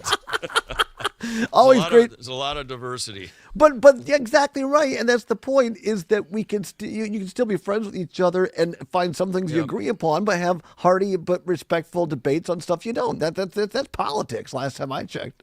Yeah. The only difference between now and then is we don't have our old friend Mike Yellis lecturing us and pushing us and where's the blackboard? Where's the blackboard? Senator Ellis had a blackboard. He had the whole budget on the blackboard, right? He'd had several blackboards. It's a legendary guy. I think of him all the time. Oh, me too. Something Me too. else. I'd say I'd buy you a drink next time I see you at the Avenue, but the Avenue's not there anymore. We have to go, Senator. We'll have you back soon. Todd. Thank you so very much. Senator Rob Cole, former senator from Green Bay. We appreciate you very much joining us at the WGBW studios in downtown Green Bay. Always great to catch up with Senator Coles. Straight ahead, we're going to hear from Democratic State Senator, current state senator, and a member of the Joint Finance Committee, Kelda Royce, is going to be joining us as well. Dan Schaefer standing by. Will be joining us in a bit as well, our political editor here at Civic Media. But first of all, I want to bring you some of the comments from the Republican co-chair of the current Joint Finance Committee. Senator Howard Markline spoke just a while ago about Governor Evers' biennial budget comments. Hello, everybody. First of all, to the people of Wisconsin who are concerned about the budget that Governor Evers just announced, have faith. Most of the stuff that's in the budget, the 20% spending increase, the $1 billion in taxes, all of the wasteful new programs that are being created and regulations on the private sector, the increases on business, the increases in income taxes, all of those things, dead on arrival. We are not going to let Wisconsin become Tim Walz's Minnesota. We saw over the course of the last year as Governor Evers continued to campaign for bigger increases in taxes, larger increases in spending, like our neighbors to Minnesota. And we also know the effect that that's had on their economy and the economy of America. We do not want that for us. So we are going to go back to the base like we have before. We'll talk about that today. We're going to talk about some of the specific provisions that are inside Governor Evers' budgets. They are very familiar. In many ways, this is kind of like the movie Back to the Future. He tried these things for the last 2, 4, and 6 years ago in his budgets. Just like then, lots of tax increases, lots of spending, and I have a belief that my colleagues will reject them just like they did before. We know that as families are struggling with rising prices and rising costs, the last thing that they need is growing government, higher taxes, and more spending. It's not going to happen in Wisconsin, and you can have faith that conservatives, Republicans in the legislature will make sure we keep our pro-business approach while investing in our priorities and ensuring that Wisconsin is a place that you can still afford to live, even if the people who spend most of their time in Madison have a different version of reality. So to talk about some of the specifics, I'm going to turn it over to Senator Markline, who will talk about the process. By the way, that Thank was you. Representative Bourne. So we've been here before. As the speaker said, we've seen this movie before. The state is in good financial condition right now, and that's because of the sound budgeting that we've done as Republicans over the last better than a decade now. This budget included, as the speaker said, all kinds of policy, and that policy is going to get removed from the budget probably in the first action that we take in our first meeting. We're going back to base like we have for the last several budgets. We're going to build a budget that's fair, that's sustainable into the future, and doesn't impact our businesses and our families adversely. So I'd also want to caution some people that the surplus that we have is largely one-time money, okay? And so we're going to be cautious as we build a budget, not spending a lot of ongoing programs that's based on a one-time surplus. So again, we look forward to the process, and I will turn it over to Representative Hurd. Thank you. Wisconsin Republicans are listening to Wisconsinites, all the way from Superior to Kenosha and every place in between. So this next step of the budget, we will be going throughout the state as a committee and listening in public hearings, as well as all kinds of our representatives having individual listening sessions, talking to all stakeholders. And then as we do our public hearings, every Wisconsinite should know they will have a chance to be heard, to tell us what they want to do and how they want us to spend the money. Thank you. The next person who will be speaking is Senator Testin. Well, thank you, Representative Hurd, and proud to be here with my legislative colleagues. I guess my initial reactions are, based on the governor's budget address, is that he's a former educator and apparently mathematics was not his strong suit, because if you take a look at what the governor's proposed, the state is going to be facing a multi-billion-dollar deficit going into the next biennium. And as legislative Republicans have shown previously in our last budget, that we can make key investments in our infrastructure, our schools, while also providing tax relief, which I want to remind folks that under Governor Evers in the last budget vetoed nearly 95% of the tax cuts that we approved.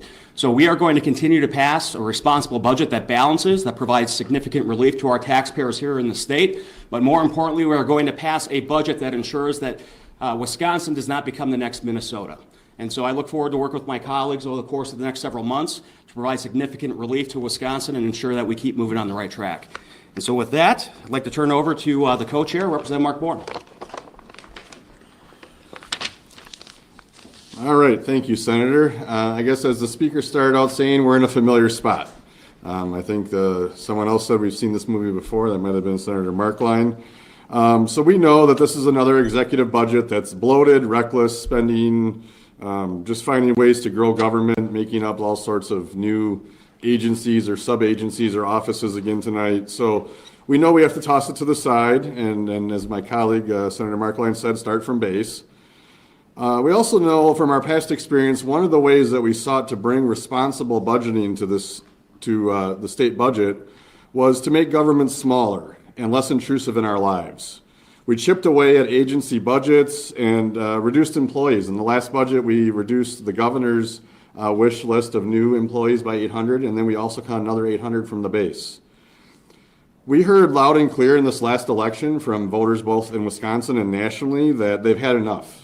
They know government is too big, too wasteful, and they're tired of the abuse and overreach. And so we are going to increase our efforts in this budget to look for more opportunities to cut both spending and positions. Some of that will be led in the Assembly by our Government Oversight, Accountability, and Transparency Committee, but you'll see those efforts increasing on our legislative joint committees such as Audit and Finance. We will work to reduce the size of government and support ways for families and businesses to thrive without the heavy hand of government. With that, I'll turn it over to the Senate Majority Leader to talk about. And that's been part of the Republican response on the Joint Committee on Finance. We heard from Assembly Speaker Robin Vos, who we didn't necessarily think we were going to hear from tonight, but he took the first lead on that. And then heard from Senator Howard Markline, Representative Board, amongst other people, basically saying, as we said at the first part of the broadcast, that the governor's budget was dead on arrival. So really no new news there, other than saying they're going to start from base, which is, we heard from former member of the Joint Finance Committee, Republican Rob Coles, beforehand, saying there's nothing really new there. So, we're kind of back to ground zero as it appears here. And so we're going to be transitioning over here in just a minute. My co-host for the evening here on the program, Dan Schaefer, is going to be joining me. But right now at, we'll call it 31 minutes past the hour of 8 o'clock, here on the Civic Media Radio Network, we are joined in our ongoing coverage by Senator Kelda Royce, who is a Democrat who represents the Isthmus here in downtown Madison, amongst other places, a longtime member of the legislature and a current member of the Joint Committee on Finance. Senator Royce, thank you so much for making time for us on a busy evening. I will ask you the same question we asked former State Senator Rob Coles, your first takeaways of the governor's joint budget address tonight. Always great to be with you, and I'm delighted to see the governor proposing a responsible budget that invests first and foremost in our kids and in our families, making sure Wisconsin's a place where everyone has the chance to thrive. Lots of meat on the bone, as we said earlier, lots to that the governor laid out there. One of the things that really stood out to me was the governor tonight calling on the legislature to join him in expanding Badger Care, particularly for postpartum women on Badger Care, saying that Wisconsin and Arkansas, of all states, were the only two that do not have that. That seems to be, at least on the face of it, Senator, something that should resonate with women across the state, because, last time I checked, Republicans have babies too. Absolutely. And, this is a bill that has very strong bipartisan support. In fact, it passed the Senate 32-1 in the last session, but it's really being held up by Robin Vos, by just the Republican leadership in the Assembly that are kicking brand new moms off of their health insurance just weeks after giving birth. And, not only is that totally inhumane and immoral, it is also very expensive, right? It costs us dearly, and we have some of the highest infant mortality rates in the world, even as a developed nation, in part because of this kind of lack of access to health care. I'm joined at the desk now by my co-anchor for the evening. He is the founder of the Recombobulation Area and the political editor here at Civic Media, Dan Schaefer. Dan, you're out of breath here. No, not really. He came down the street and hear it from the Capitol. Dan, do you have any questions you'd like to follow up with Senator Royce here while we have her on the phone? Yeah, it was a chilly couple blocks walking from the Capitol to the Civic Media studios here. But Senator Royce, thank you again for joining us here for the broadcast. Now, one of the topics that the governor talked about in his budget address is one that you've talked about on the Joint Finance Committee as well, and that's childcare. Do you sense that there is, perhaps going to be a different tone in the Capitol discussing issues about relating to childcare, given, the campaign that we just had in 2024 and how contentious that and important that issue has been over the last couple of years? I wish that were so, because this is an issue that obviously crosses all partisan and geographical and income lines, right? Childcare is very difficult to find and very difficult to afford for almost everyone in our state. And yet, despite that, Republicans have already said that they're going to offer $0 again for childcare. We've seen the closure of way more than half of our childcare centers over the last 20 or so years. And this is just going to continue to accelerate, and it's hurting our workforce. It's hurting our businesses as people have to drop out because they can't find high quality childcare. So this is going to have a real long-term impact on our economy and on the economic stability of families if we can't figure out how to invest in childcare. Senator Todd again. We talked to Senator Coles hasn't been on the Joint Finance Committee for a while, but certainly somebody who really understands the budget making process. Help our listeners again kind of pick up on what he did, understand this budget making process, because a lot of people say, well, why is the governor talking again? Didn't he just do that? No, that was the state of the state. This is the budget address. This is really, to put it in football terms, the governor gets the ball first on the playing field, and now this goes to the Fiscal Bureau under the great direction of Bob Lang, who has worked with Republicans and Democrats in a bipartisan way for years and years. And the legislature then goes through this, and then it comes finally to you folks on the Joint Finance Committee. And that is the opportunity for citizens around the state to truly talk directly to all of you on the Joint Finance Committee. Well, that's true. And I should point out that the governor and his agencies also did quite a lot of public input and listening sessions around the state, right? So there has been already quite a lot of public input that helped to create this budget. But the Joint Finance Committee will do its own listening sessions around the state. I asked the Republican co-chair this evening, hey, when are we going to do that? How many are we going to do? He didn't have an answer for me, but he did say that he thought that they would be doing some of these. I think one of the longer term trends, though, is Republicans kind of ratcheting down the amount of public input. So I would just encourage folks, even if you can't make it to one of the hearings, you can always email your legislator to make your voice heard. And if you don't get a response, you can email my office and we'll make sure that they get it. We'll print it out and hand deliver it. There we go. So another topic that really stood out to me in the governor's speech was education funding, and in particular higher education funding. A quote that he had from the speech was, "This is a make or break budget for our UW campuses." What does that mean to you?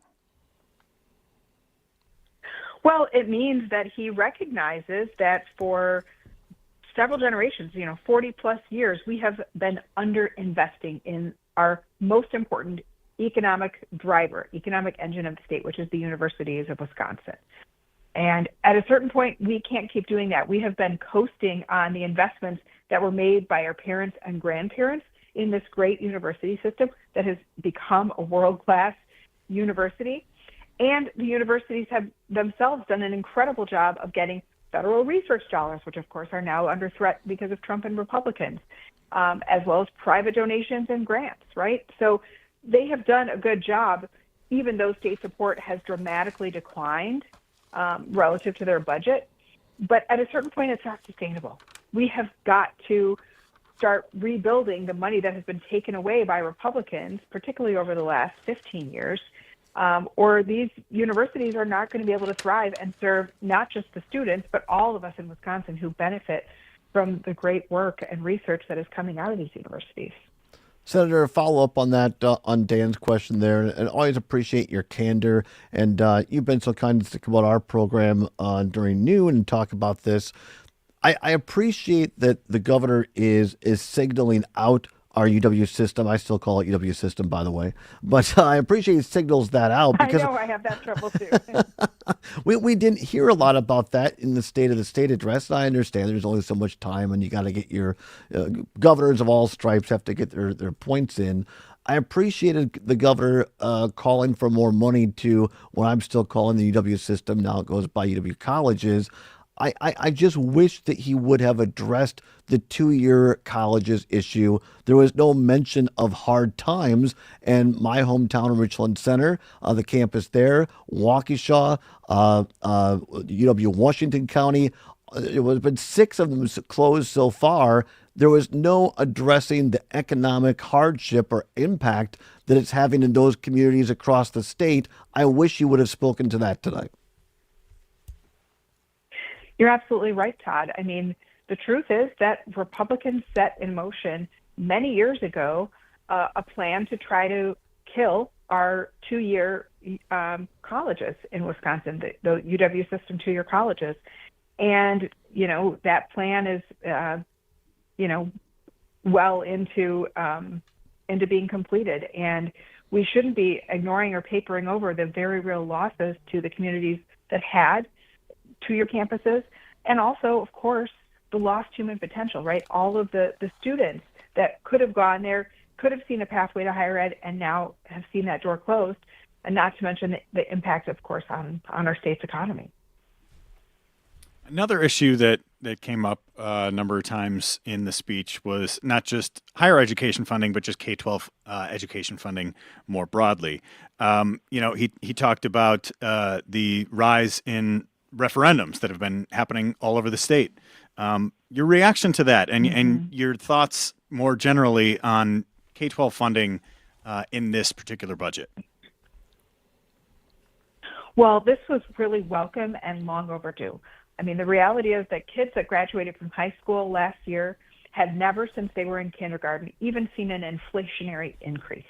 So we have been doing wrong by our kids for many, many years. And this reverses that trend and actually brings us back to where we need to be. I would still like to see a higher reimbursement for federally mandated special ed services. But I think this budget, there's no question, this proposal puts public education back at the forefront of our state's commitment and does what we have been asking for a long, long time, which is making sure that every single kid in the state, no matter who you are and where you're from, that you can get a great public education. That is what our Constitution promises, and that is the legislature's job to finally deliver again. Senator Royce, I know you have to go. You're a busy person. We appreciate you making time. I want to make sure that I'm politically kosher here. Are you doing this interview from your Capitol office, or are you outside the building? I'm walking out. Okay, Meg, I just want to make sure I wonder if I can ask you a political question. That's the reason I asked. Yeah, feel free. Okay, I appreciate it. I just want to make sure everything was okay. I didn't want to put you in a rough spot. The state superintendent race for public instruction is going on right now. The latest information we have here is 65% of the precincts are in. Incumbent Dr. Jill Underly is at 37.4%, but Brittany Kinzer, the Republican-backed candidate, is at 34.7%. She is in striking distance to win this tonight. Jeff Wright is at just shy of 28% at this point. Lots of time to go here. Again, 65% of the vote in. What does this say to you, if anything, Senator Royce, about what's at stake come April 1st in the general election? Well, it says to me that hopefully 2/3 of our state rejects the idea that our public school system should be run by a privatizer or someone who thinks that we should be spending our taxpayer dollars on unaccountable voucher programs. So that's good news. But it also says that we have a lot of work to do to make sure people actually know what's at stake and that we are prepared to reelect a public education champion to our state superintendent position. Dan, anything else? Yeah, just I guess just thinking about that in terms of putting the budget together. Obviously, Dr. Underly put together her own proposal for that. Once the rubber meets the road, what are some of the things that you're hoping in particular to see discussed and hammered out in the process? Well, I loved a lot of the proposals that the governor had on finally bringing health insurers to heel, making sure that we're enforcing consumer protections and that people are getting what they paid for in terms of health insurance. I also think, he didn't spend a lot of time talking about his great plan for modernizing our correctional facilities and right-sizing and bringing us into the 21st century, as so many even Republican states have done. So, I hope these are areas that should have pretty broad bipartisan support. Now, Wisconsin Republicans tend to buck the tide, but, I'm always hopeful that because they'll have such great public support that's bipartisan, that maybe Republican legislators will listen to their constituents for once. State Senator Kelda Royce, Democrat, who represents the city of Madison, a large part of the city of Madison. We thank you so much for the generosity of your time, Senator. Always great to speak with you. You're welcome anytime. Have a great rest of your evening. You too. Thanks, Dan and Todd. All right. Thank you so very much. State Senator Kelda Royce, Democrat here of, I believe, the 26th district here in the city of Madison, a longtime district for former State Senator Fred Risser, longest serving legislator in America for a long time until he retired. And Senator Royce has stepped into that district very well. You've always got those little trivia anecdotes to pepper in here, Mr. Olive. Yeah, well, I'm a nerd when it comes to Wisconsin politics, and so it's always a lot of fun. We thank her. We thank former State Senator Rob Coles as well, and of course Lieutenant Governor Sarah Rodriguez, all for joining us. Dan, before we wrap up coverage of the governor's budget address and go into election night mode, any final thoughts from what the governor had to say tonight? Yeah, it was interesting being in the room because you always have this sense of the people who are standing and applauding on the Democratic side of the aisle and all the Republicans who just sit and scoff at everything. So it was interesting to see that play out, in person in the room. I think there were a couple times where Evers, I do wonder if he would have brought these types of things up in places that are not necessarily, might not be like a budget speech or something in front of the whole assembly like he was tonight, if they would get, support from a number of members. Like he singled out Robin Voss and talking about extending Medicaid for postpartum coverage. Would that have gotten applause had Voss not been sitting up in front of everybody in the building there? You had, some of the other proposals. I saw that Evers released some of his early excerpts today talking about the no tax on tips. And I think the Wisconsin Republican Party, said, hey, that was our idea. That was President Trump's idea, whatever it might be. Is that the type of thing that they want credit for? Do they want to get it done? And I do wonder, where are the places where there could be some level of bipartisanship, because obviously it's a partisan speech. We're in this era of divided government in Wisconsin, and we have been since 2019 when Tony Evers took office. Is there going to be a more bipartisan budget given the slimmer margins that we have in the legislature, and just given the larger dynamics at play in the state of Wisconsin, the purple state that we are? We're going to go through a couple more of these cut summers in just a minute here that you worked up for us. We'll do that in a second. But Dan, to your point, we'll leave the hard analysis, I guess, tomorrow to all of our shows across the network. But I was struck by one of the phrases that Governor Evers kept using tonight. It was, quote, "The legislature should approve my plan, ... Mm-hmm. And then he'd come back, kids will perform. The legislature should approve my plan. Look, I'm no Karl Rove, I'm no David Axelrod, but whether it was Jim Doyle or Tommy Thompson in years past in that chamber, usually it was more of turning around and saying, Speaker Voss and I don't agree on much, but I bet you would agree, Speaker, that such and such high school or middle school or elementary school in Burlington, your hometown, does a really great job. I would invite you and the legislature to join me in making all those kind of schools.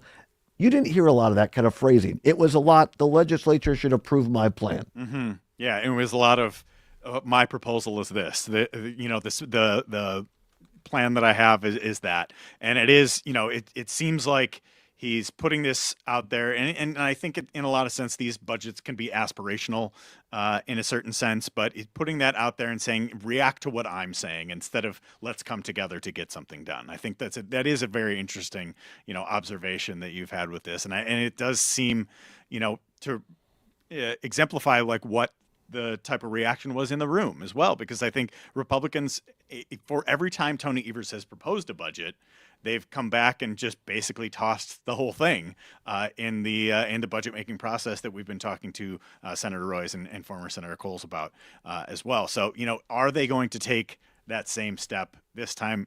Every indication suggests that such is going to be the case. A couple more of these cuts from tonight's speech by Governor Tony Evers, the biennial budget address. Let's take them in order, get Dan Schaefer's reaction to it. One of the things Governor Evers talked about tonight, which should play well with most people across the state, no new property tax increases. Here's the governor from tonight. Wisconsinites wouldn't have to raise their own property taxes to keep school lights on and doors open if this legislature invested in K-12 education from the get-go. And the budget I'm announcing tonight proves we can both make the investments in our kids that we need to and hold the line on prevent property taxes from going up. All told, our pro-kid budget will do what's best for our kids by providing more than $3.15 billion. Nearly all of it is spendable revenue for schools across Wisconsin, and we're going to make those investments while holding the line on property taxes to ensure the average homeowner will not see a property tax increase. Governor Tony Evers talked about no property tax increases. Dan Schaefer, keep me honest, if I understood the governor correctly tonight, he's suggesting his budget where if the local municipality does not raise property taxes, then the state would come in and make up whatever is short locally for true needs, not wants, but needs.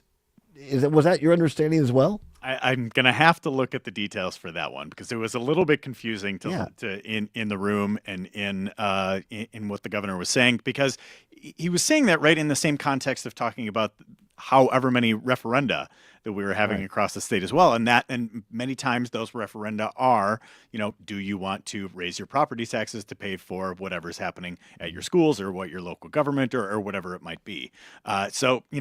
It is one of those instances where I'm going to have to take a little bit closer look at what exactly the proposal is going to be, because, on the surface in the speech, it is a little bit confusing. It's a little discombobulating, Todd. It's very discombobulating, to use the phrase. And I thought, boy, Katie bar the door, who's going to be the arbitrator on a want or a need in the town of X? I think that one, as they say, needs some more clarity. Also, I talked about home costs tonight to the average Wisconsinite. Here's Governor Tony Evers from earlier. Let's save Wisconsinites money on their monthly utility bills.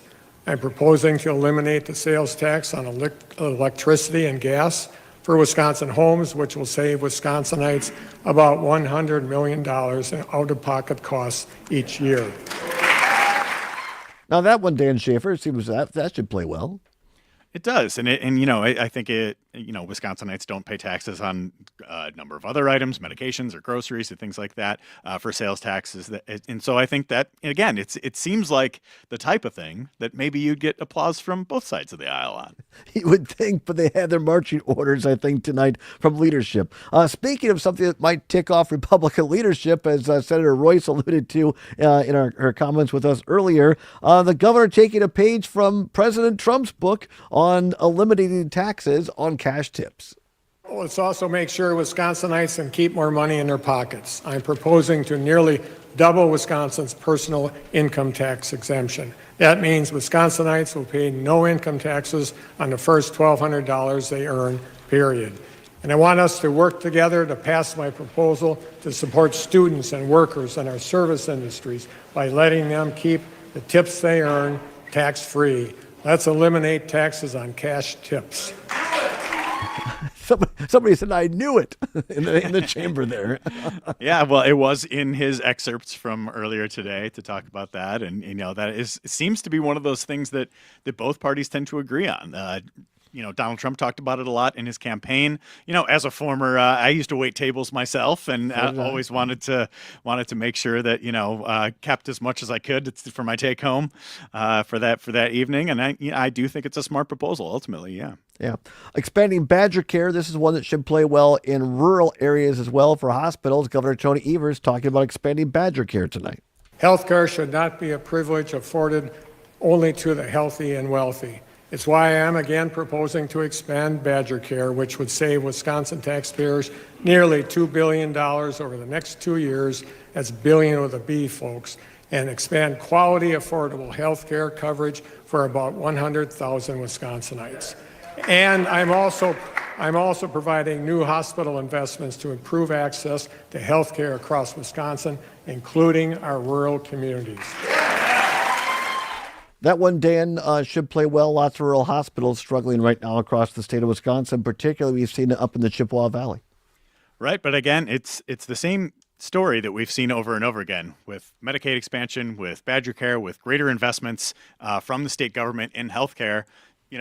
Robin Voss has really dug in on this issue in particular, whether it's Medicaid expansion, expanding care for new moms. Does this have a path forward in a Republican-controlled state legislature with Robin Voss as the most powerful Republican in the state? I don't see a path forward for it. I do wonder if Governor Evers were to propose something like you were saying earlier about hey, let's come together on this. He didn't seem to really have a tone to say, hey, let's strike some sort of grand bargain, right? Because I feel like the Medicaid expansion, given how many red states have accepted the Medicaid expansion and how critical that is for rural hospitals in Wisconsin that are closing, you would think that could potentially be part, of some sort of fiscal grand bargain in a budget like this. But that wasn't the tone that we saw tonight, was it? No, not at all. And this is something former Senator Coles talked about. He didn't even want to get into it that much because this has been festering ever since Governor Walker was governor of not wanting to take this Medicaid money. Right. And, at the time it seemed like Walker didn't want to do it because he wanted to run for president. Right. that seems like that's several lifetimes ago now in Wisconsin political history, more than a decade since he's won an election. So, it's not, it's a very different dynamic now. It was something that Governor Evers campaigned on in 2018 when he first won. It was something he talked about in his reelection, but still has not been able to get it done because of the way that state government works in Wisconsin. Robin Voss is still holding all the cards when it comes to those purse strings. Yeah. Let's play at least the first part of this quickly. This is Governor Tony Evers on postpartum Badger Care coverage, Wisconsin and Arkansas. In the year of the kid, let's finally do what's best for our moms and babies. Let's extend postpartum coverage for pregnant women on Badger Care up to 1 year after giving birth. Wisconsin and Arkansas are the only two states in America that haven't done this. Nothing against Arkansas, but come on, folks. I've proposed this in every budget I've introduced as governor. There's also a bipartisan bill to get it done that almost 90 legislators support. One legislator should not be able to single-handedly obstruct a bill that's supported by a supermajority. Governor Tony Evers talking about expanding care for postpartum. We talked about it with Lieutenant Governor Sarah Rodriguez, a nurse herself, and with Senator Kelda Royce. Last time I checked, Dan Schaefer, you're a dad. It seems like whether you're Republican or Democrat, both kinds of women are having babies. Absolutely. And if we want to be a pro-family state here in the state of Wisconsin, this is the type of move that you make. Right. You don't want to be the last state in the union to not expand Medicaid coverage for new moms. And this is actually something that we ran an op-ed at the recombobulation area from Emily Cephos, who is from Outagamie County. She wrote about this. I would encourage you all to check that piece out. That's going to do it for our coverage for the state budget address for now. Of course, there'll be more discussion and analysis tomorrow on the network programs, but we invite you to stay with us because it's also election night in Wisconsin. Polls have closed. We're going to take a brief pause for station IDs and a quick quick national news, then Dan and I will return on the other side with Wisconsin Decides 2025 with our entire news team. Who will move on to the spring general election for the DPI secretary? We'll tell you after this. You're listening to the Civic Media Radio Network. Madison's Real News and Great Conversation, 92.7 WMDX. Todd Albaugh. Hey everybody, join us next time. Pat Kreitlow of Up North News Radio and Trigby Olson of the Lincoln Project join me to review the election results of the DPI secretary's race and more. Be with us. The Todd Albaugh Show, weekdays noon till 2. The Dom Salvia Show. Inflation has to go down. How would you suggest your president address that? He's not talking about the cost for Americans. Hell, everything he's doing seems to going to increase the cost for Americans, starting with trade wars with Canada and Mexico. So if there is something positive out of this administration, let me know what it is. I would absolutely give credit where credit is due if I see it. The Dom Salvia Show, weekdays from 4 till 6 on the Civic Media Radio Network and on the Civic Media app. Local radio for you and your community. It's Civic Media's mission with stations across Wisconsin. Find your favorites at civicmedia.us. This is 92.7 WMDX Columbus, Madison's home for real news and great conversation. A Civic Media station. ABC News, I'm Dave Packer. A jury in Los Angeles tonight finding rapper A$AP Rocky not guilty of firing a handgun at a former friend in 2021. Outside the court. We want to thank God first. You got to thank God first, you know what I'm saying? And I really want to thank the jury for making the right decision, you know? U.S. and Russian delegations meeting in Saudi Arabia today discussing ending the war in Ukraine. Ukraine and European nations not included at the table. New tonight, the Trump administration cutting funding to organizations that provide free legal service to unaccompanied migrant children. Wendy Young, president of Kids in Need of Defense, called the stop work order devastating. A reversal from Elon Musk's Doge team, a decision to terminate 10% of NASA's workforce, has been reversed. Musk's SpaceX has billions of dollars in contracts with NASA. 2 backcountry skiers buried and killed by an avalanche in Central Oregon's Happy Valley. Officials say rescuers have recovered the victims. This is ABC News. Your news, conversations, and a whole lot of fun. It's all on your local Civic Media radio station or the Civic Media app. Badgers host Illinois. Hi, I'm Mike Clemens with sports. Men's college basketball. It's Wisconsin against Illinois tonight at the Kohl Center in Madison. The Badgers now ranked 11th in the nation after beating Purdue. Greg Gard says his team is better now at managing the shot clock. That's important. I think it just shows the growth of this team. They couldn't make that play in October or November. They weren't accustomed, I think, to playing together as comfortable as they are right now. We've learned that Marcus Sedberry is the new general manager of the Badgers football program. Sedberry has served as assistant athletic director at Wisconsin the past 3 years. He'll handle the players' and coaches' contracts. Baseball. Brewers left-handed pitcher Nestor Cortes is at spring training in Arizona, trying to learn everyone's name in the clubhouse after 5 years with the Yankees. Yeah, the names is going to be tough. Obviously being, so many years in another organization, Gold Glove caliber defense, and as a pitcher, that's what you want. So I'm very excited for that. That's Brewers pitcher Nestor Cortes with sports. I'm Mike Clemens.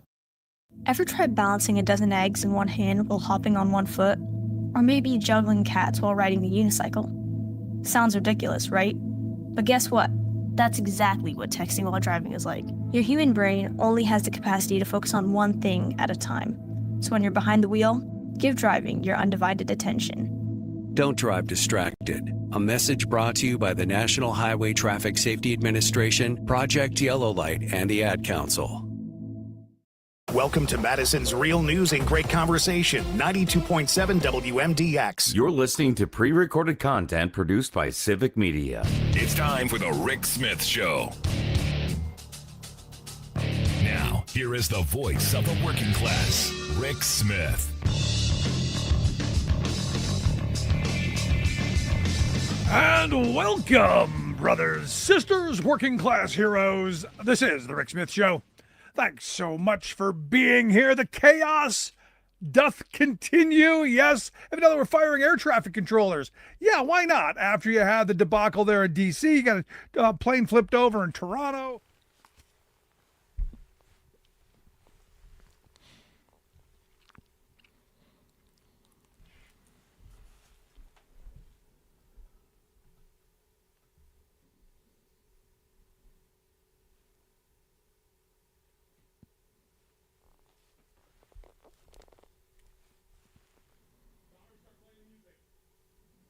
And welcome back, everybody. We're at now 3 minutes past.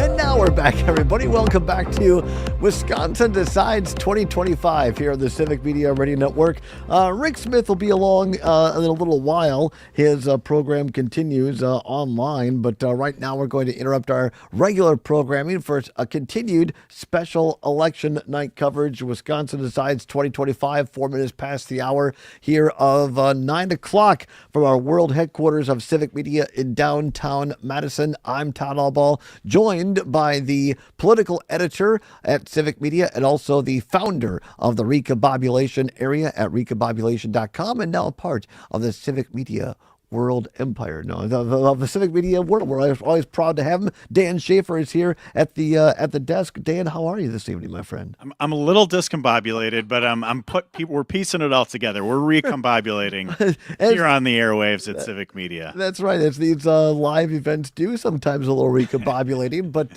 as we transition from the governor's biennial budget address into election night, education was part of the governor's address tonight. We heard from both former State Senator Rob Coles and also current State Senator Kelda Royce tonight. Education is going to play a critical part. And now at 5 minutes past the hour, Civic Media News Desk can tell you that with 78% of precincts reporting, Dr. Jill Underly, one of the two official Democrats on the ticket, the incumbent DPI secretary, has been declared one of the winners tonight by the Associated Press. Dr. Underly will be one of the people moving on to April 1st. Yeah, so top two candidates will advance. Looks like it is trending in the direction where Underly, the incumbent, is going to obviously move on here. And it seems like Brittany Kinzer, the education consultant and former charter school executive, looks like it will be, head-to-head between Underly and Kinzer in the April 1st general election. That's going to be a pretty interesting race, given how the campaign for Kinzer has been run. She was very late at, kind of announcing and declaring for this race and starting the campaign. But she obviously, was able to build a certain level of support. She's had a lot of support from Republicans in this race, particularly as far as the fundraising goes. But it's going to be a pretty interesting race between Kinzer and Underly if the trend lines continue for the results this evening. Yeah, the only one called officially, or technically so far by AP, is Dr. Underly, but you're absolutely right, Dan. Brittany Kinzer, at last check, 78% reporting. Kinzer's at 35.5%, and Jeff Wright, the other Democrat in the race, is at 27.4%. I give Jeff Wright a lot of credit. I think it's interesting. Keep me honest here, Dan. But at last check, I think Kinzer had raised well north of $100,000 in this race. Underly was at 80-something, and Wright was just shy of $40,000. And to raise and spend $40,000 and still come within a respectable showing. I think that says Wright got his message out there, but just at the end of the day, it wasn't enough to knock off the incumbent, and probably not enough, it looks like, to go up against the Republican money being spent on Kinzer. Yeah, I think, when we saw those reports come in on the finances last week, for me, that was when I really took another look and said, okay, this is going to be a serious race from Kinzer, because I think it was in the pre-primary period, I believe she raised more than $300,000. Was it $300,000? And I think it was Politics reported this, that she raised triple the amount of any of her contenders. So, that is obviously going to be a really big deal in this kind of race. And I think with all of the money that is going to be coming into Wisconsin for the Wisconsin Supreme Court race, I know you talked about this quite a bit on your show today, is that, if there are going to be a lot of people showing up to the polls to vote for, conservatives, right-wingers voting for Brad Schimmel, stands to reason that many of them might also vote for Brittany Kinzer, because there's been a lot of people upset, a lot of people on the right upset with Dr. Jill Underly. This is the nature of these types of campaigns, where she's going to face a lot of that fire from being the incumbent, but also the incumbency can give her a certain advantages in this race as well. We know that incumbency can be a really big factor, especially in these down ballot races. I think it was like a 4 or 5 point advantage in Assembly and Senate races last fall. And so I think it might be a similar dynamic for the state superintendent race this spring. We're going to go to Jimmy Kuska in just a minute. He is standing by to update us on some of these critical races around Wisconsin. There is a primary for La Crosse mayor and also that very important race in Mauston to exceed levy limits there and to literally keep their school district going. We're going to find out from Jimmy Kuska what's going on there in a minute. But before we do, Dan, I want to finish up on this because we did talk about this in our show at noon today. There were reports by the Journal Sentinel's Dan Bice yesterday afternoon that Elon Musk's, it's a group, a political action committee that's influenced or overseen by Elon Musk. He's putting in just shy of $750,000 in 2 weeks on Wisconsin television for the conservative candidate Brad Schimmel for state Supreme Court against Susan Crawford. That is bound to have an effect on that race. And then vis-a-vis this DPI race, what's your thoughts on this, Dan, as a guy who really knows Wisconsin politics and follows this? It would seem to me that as goes that Supreme Court race, that's going to have a huge effect on who wins the DPI race. Yeah, I think you're absolutely right. We're going to see that. I think now that we're going to be past the primary, the floodgates are going to be open from some of this spending, and I think we're seeing it from Elon Musk. We're seeing it from the U-Lines. I think they even might be spending more than Musk, at least in the early going. We saw, finance reports from the Democratic Party of Wisconsin showing George Soros and J.B. Pritzker putting a whole lot of money behind Susan Crawford's bid, and so I think it is going to be one of those things where we talk about.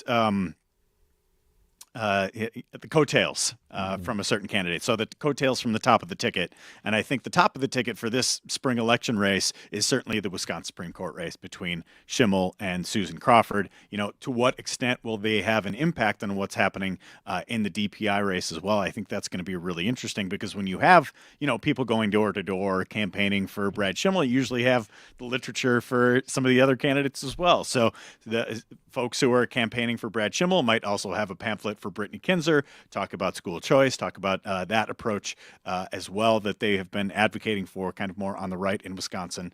And so, the DPI race has not historically been a close one. I think it was a 15-point margin that Underly won by. Tony Evers, when he was state superintendent, regularly won with more than 60% of the vote in those races. I still think Underly is going to be the favorite coming out of this primary, but I think we might have a dynamic where this could be the closest state superintendent race that we've had in Wisconsin in quite some time. You've written about this in the recombobulation area, and we don't need to get into the whole thing, but you're an expert on ticket splitting in Wisconsin. These are these unique Wisconsin voters, like in this past election, people who pulled the lever or marked the ballot for both Donald Trump and Tammy Baldwin. We've seen it before with Ron Johnson and help me out, Tony Evers. Thank you very much. But ticket splitters, I don't get the sense, at least early on, that we're going to have people voting for Brad Schimmel and Jill Underly. I just don't see that. Yeah, that would be a very different type of ticket splitting than because I don't think people know about the DPI. Yeah. They don't think about the DPI race, and it seems anybody who's motivated. To your point, I've seen a lot of this on social media across Wisconsin. Conservatives, Republicans going out and having pamphlets or yard signs for the contingent. And so if they're coming out to vote for Brad Schimmel, a conservative, a MAGA voter, probably just going to go ahead and vote for the MAGA conservative candidate for DPI. They're not going to take the time to be involved getting to know about Jill Underly, or is that just Todd looking at a crystal ball? That does make a lot of sense, but I do think, the Jeff Wright factor here, right? Because he's got, as I take a look at the results here, 86% of the vote from the AP, Underly at 37%, Kinzer at 35%, and Jeff Wright at 27%. 27% is a pretty big number, right? Yeah, so I wonder if the strategy from the Kinzer campaign, as they, if they're advancing to the general election here, will be to make some overtures to some of those Jeff Wright voters who might lean to the left, but might not exactly be happy with the job Jill Underly's doing. That's a great point, because Jeff Wright's main platform or plank was, hey, I'm a Democrat, but I live in a purple county, Sauk County, just below Wisconsin Dells, for those that might not know,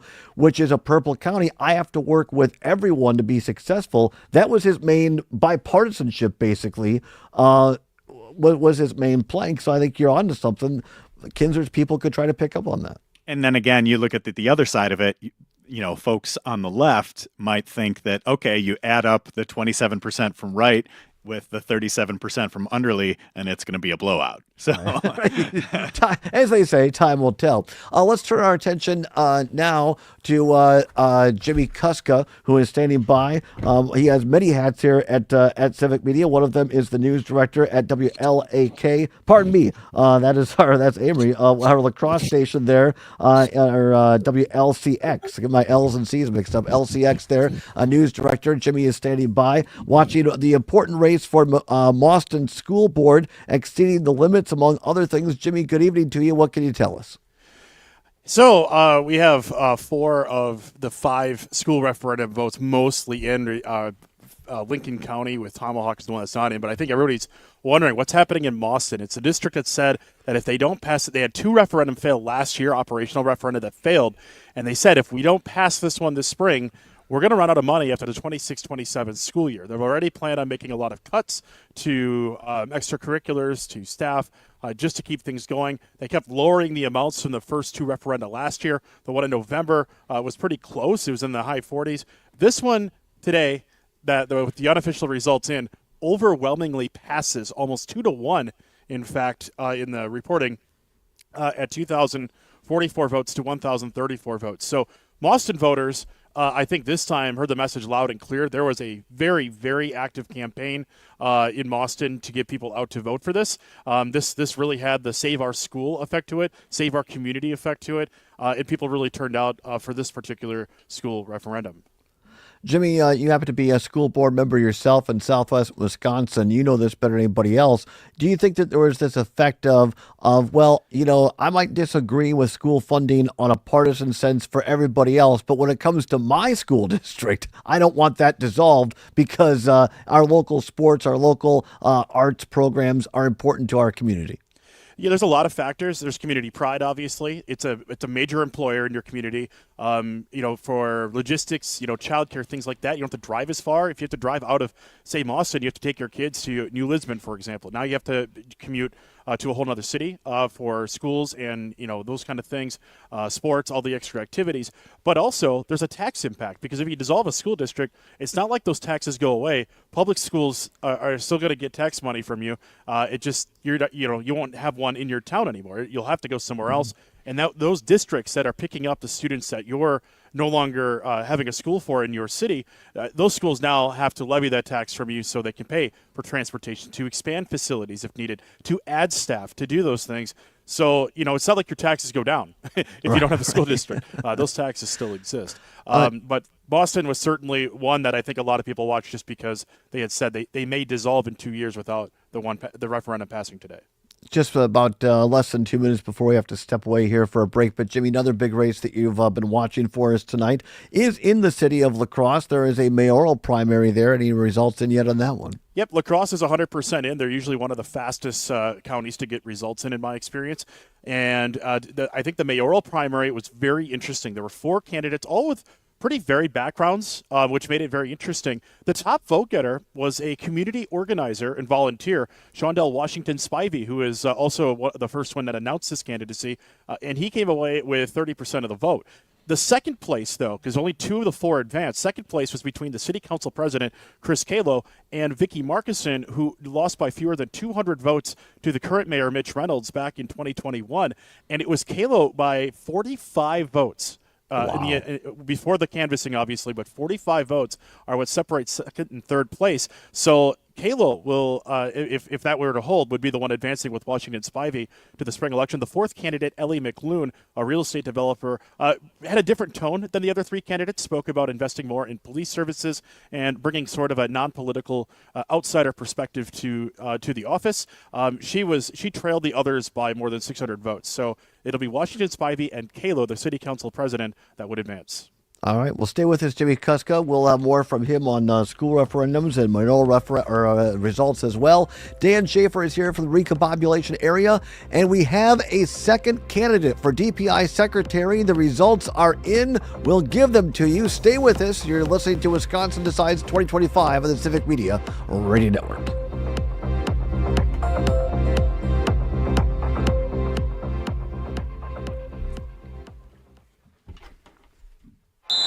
Timeout. All right. Remember, we're a team that plays together. Listen, the winning will take care of itself. We just have to get everyone involved.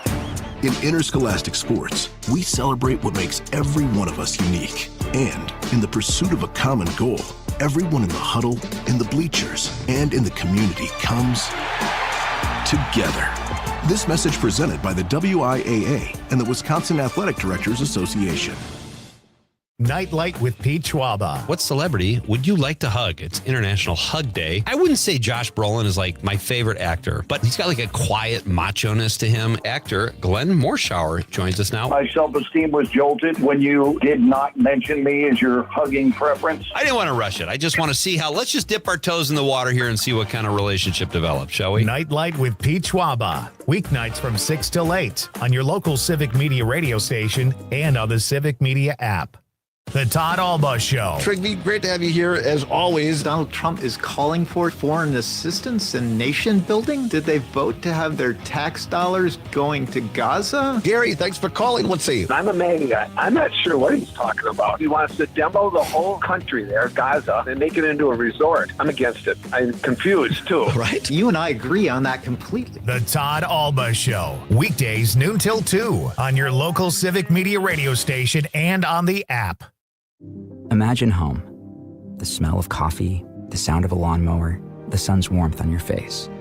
Free to be yourself, surrounded by love that helps you grow. This is a place to call home. That's an American dream we all deserve. But in 50% of U.S. states, you could legally be denied housing if you are LGBTQ+. Get the facts and hear real stories at lovehasnolabels.com. Brought to you by Love Has No Labels and the Ad Council.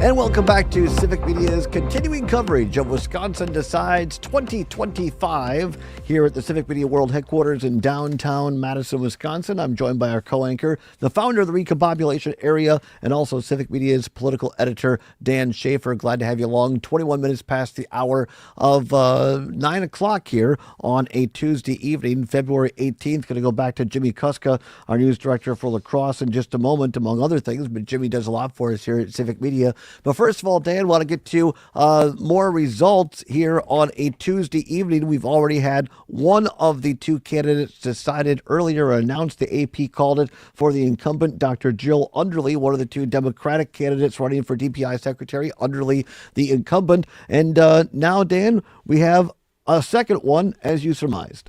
Yes, we've got Brittany Kinzer, who's going to advance to the general election along with Jill Underly. So we will have it's going to seem like a very partisan race in this one, in the nonpartisan, in name only race for state superintendent. So we will have Jill Underly advancing. She currently has, with 91% of the votes counted, AP estimates that she is at 37.2%. Kinzer at 35.3%. Jeff Wright coming in third at 27.6%. His campaign just sent out a statement, and I'll read just the first paragraph of it here. While our campaign did not advance, I'm grateful for the conversations I was able to have over the past few years about the future of K-12 public education in Wisconsin, for the support of those who voted for me and for my family who stood by me as well. So now we have it. We have a general election, Underly versus Kinzer. Yeah, I think it's going to be a great general election. I'd be remiss before we move on if we had the opportunity to have Jeff Wright on our program midday. I'm just very impressed with the guy. I think that he is the kind of person that Wisconsin voters are looking for, someone that says, yes, I have a political leaning, but I want to work with everybody in my community to get results. And I hope that people like him continue to keep running, because we need more of that, if I can editorialize for a minute, in Wisconsin politics. Yeah, I do wonder what the race would have been like if Brittany Kinzer did not jump into it. And I think, she declared very, very close to the deadline.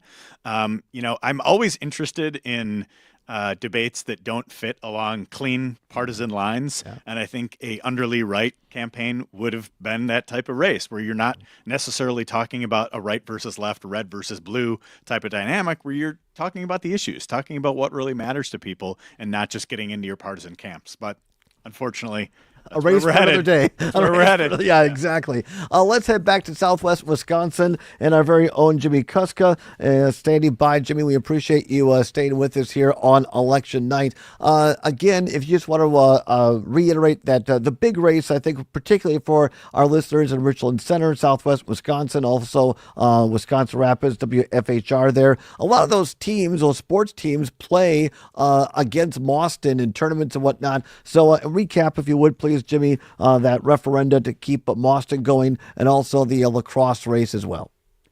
Sure. So, Mauston, a community that hosts a lot of other sporting events with some of its, its baseball diamond and everything like that too. They had 2 referendums last year that failed. The one in November that failed was pretty close. It was pretty close on the no side. So, in the lead up to this spring primary referendum, a lot of it was talked about saving the district and really helping save the community. The messaging was that if the district didn't pass this referendum, this operating referendum, even after all the cuts and the budget moves they had made, that they would actually run out of money after the 26-27 school year. Well, it is an overwhelming result, 2-1 the margin in favor of the referendum passing in Mauston. About 67% yes to 33% no. So Mauston's referendum is one of the 3 that I have checked off as passed here tonight. 3 out of the 5 I have as passed.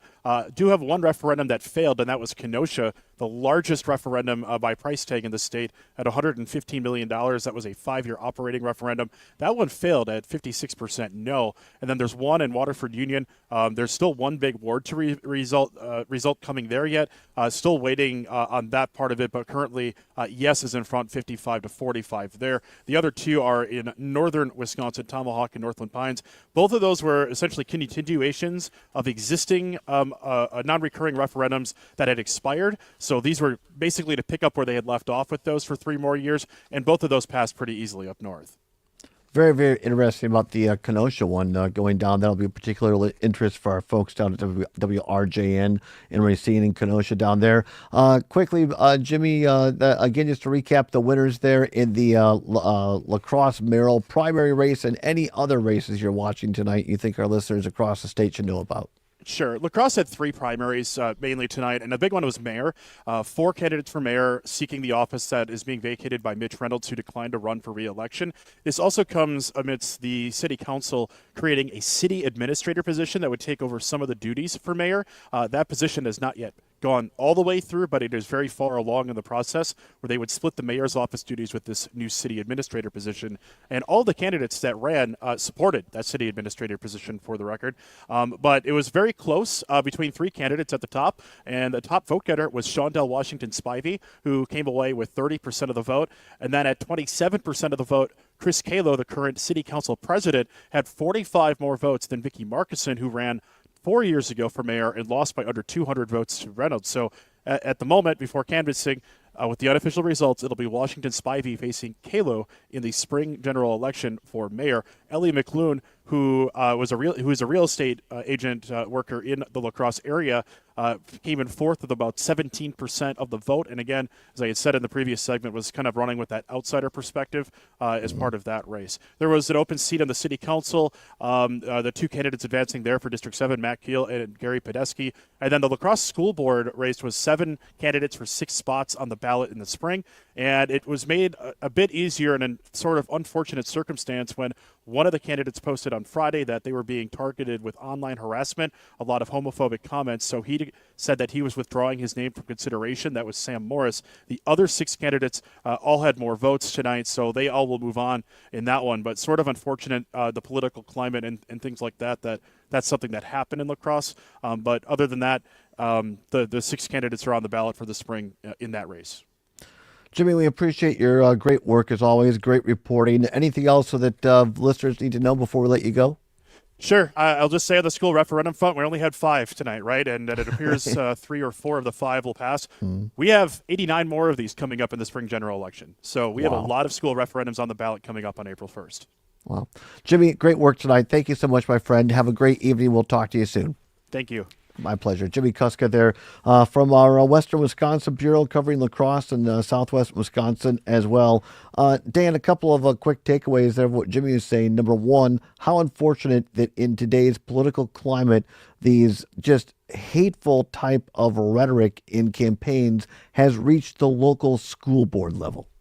Yeah, it's really unfortunate, and I think it discourages people from participating, from getting involved. And I think, it's always a challenge to get people to get up off the sidelines and get into the game and run for office. And stories like that are certainly discouraging. And certainly, as Jimmy said, lots more to come. April 1st is our next election right around the corner. As we say, be a voter, go to Wisconsin Vote, WI or Wisconsin, myvote.wi.gov, myvote.wi.gov. Of course, Civic Media will be covering the next big debate here for the Wisconsin State Supreme Court. Susan Crawford taking on Brad Schimmel. That will be March 12th. Also happens to be the first night of the Big Ten men's basketball tournament. But no, stay tuned with us for the debate for Supreme Court on March 12th. And, of course, that DPI race Dan Schaefer is setting up between, once again, basically a Democrat-Republican Underly taking on Kinzer. Well, we've got 42 days to go before the April 1st general election. Do you think it's going to be a busy 42 days, Mr. Alba? It'll be discombobulating, Dan Schaefer. You can help us recombobulate at recombobulation.com. Dan Schaefer, always a pleasure, my friend, working with you. Thanks for great work tonight. Great reporting. Thanks to you as well. Thanks to all of you out there. It takes everybody to do this. To our owner, CEO, Sage Weil, Vice President, Corey Hartman, Digital Director, David Highland, Director of Operations, Luke Mathers, General Manager of WMDX, Catherine Lake, Jimmy Kuska, our News Director at WLCX News, our Network Engineer, Chris Casper, also Senior Producer, Aaron Zommers, and for Civic Media's Political Editor, my co-host tonight, Dan Schaefer, I'm Todd Albaugh. Thank you all for joining us. There'll be much more across the network tomorrow. Now back to regularly scheduled program. You've been listening to Wisconsin Decides 2025 on the Civic Media Radio Network.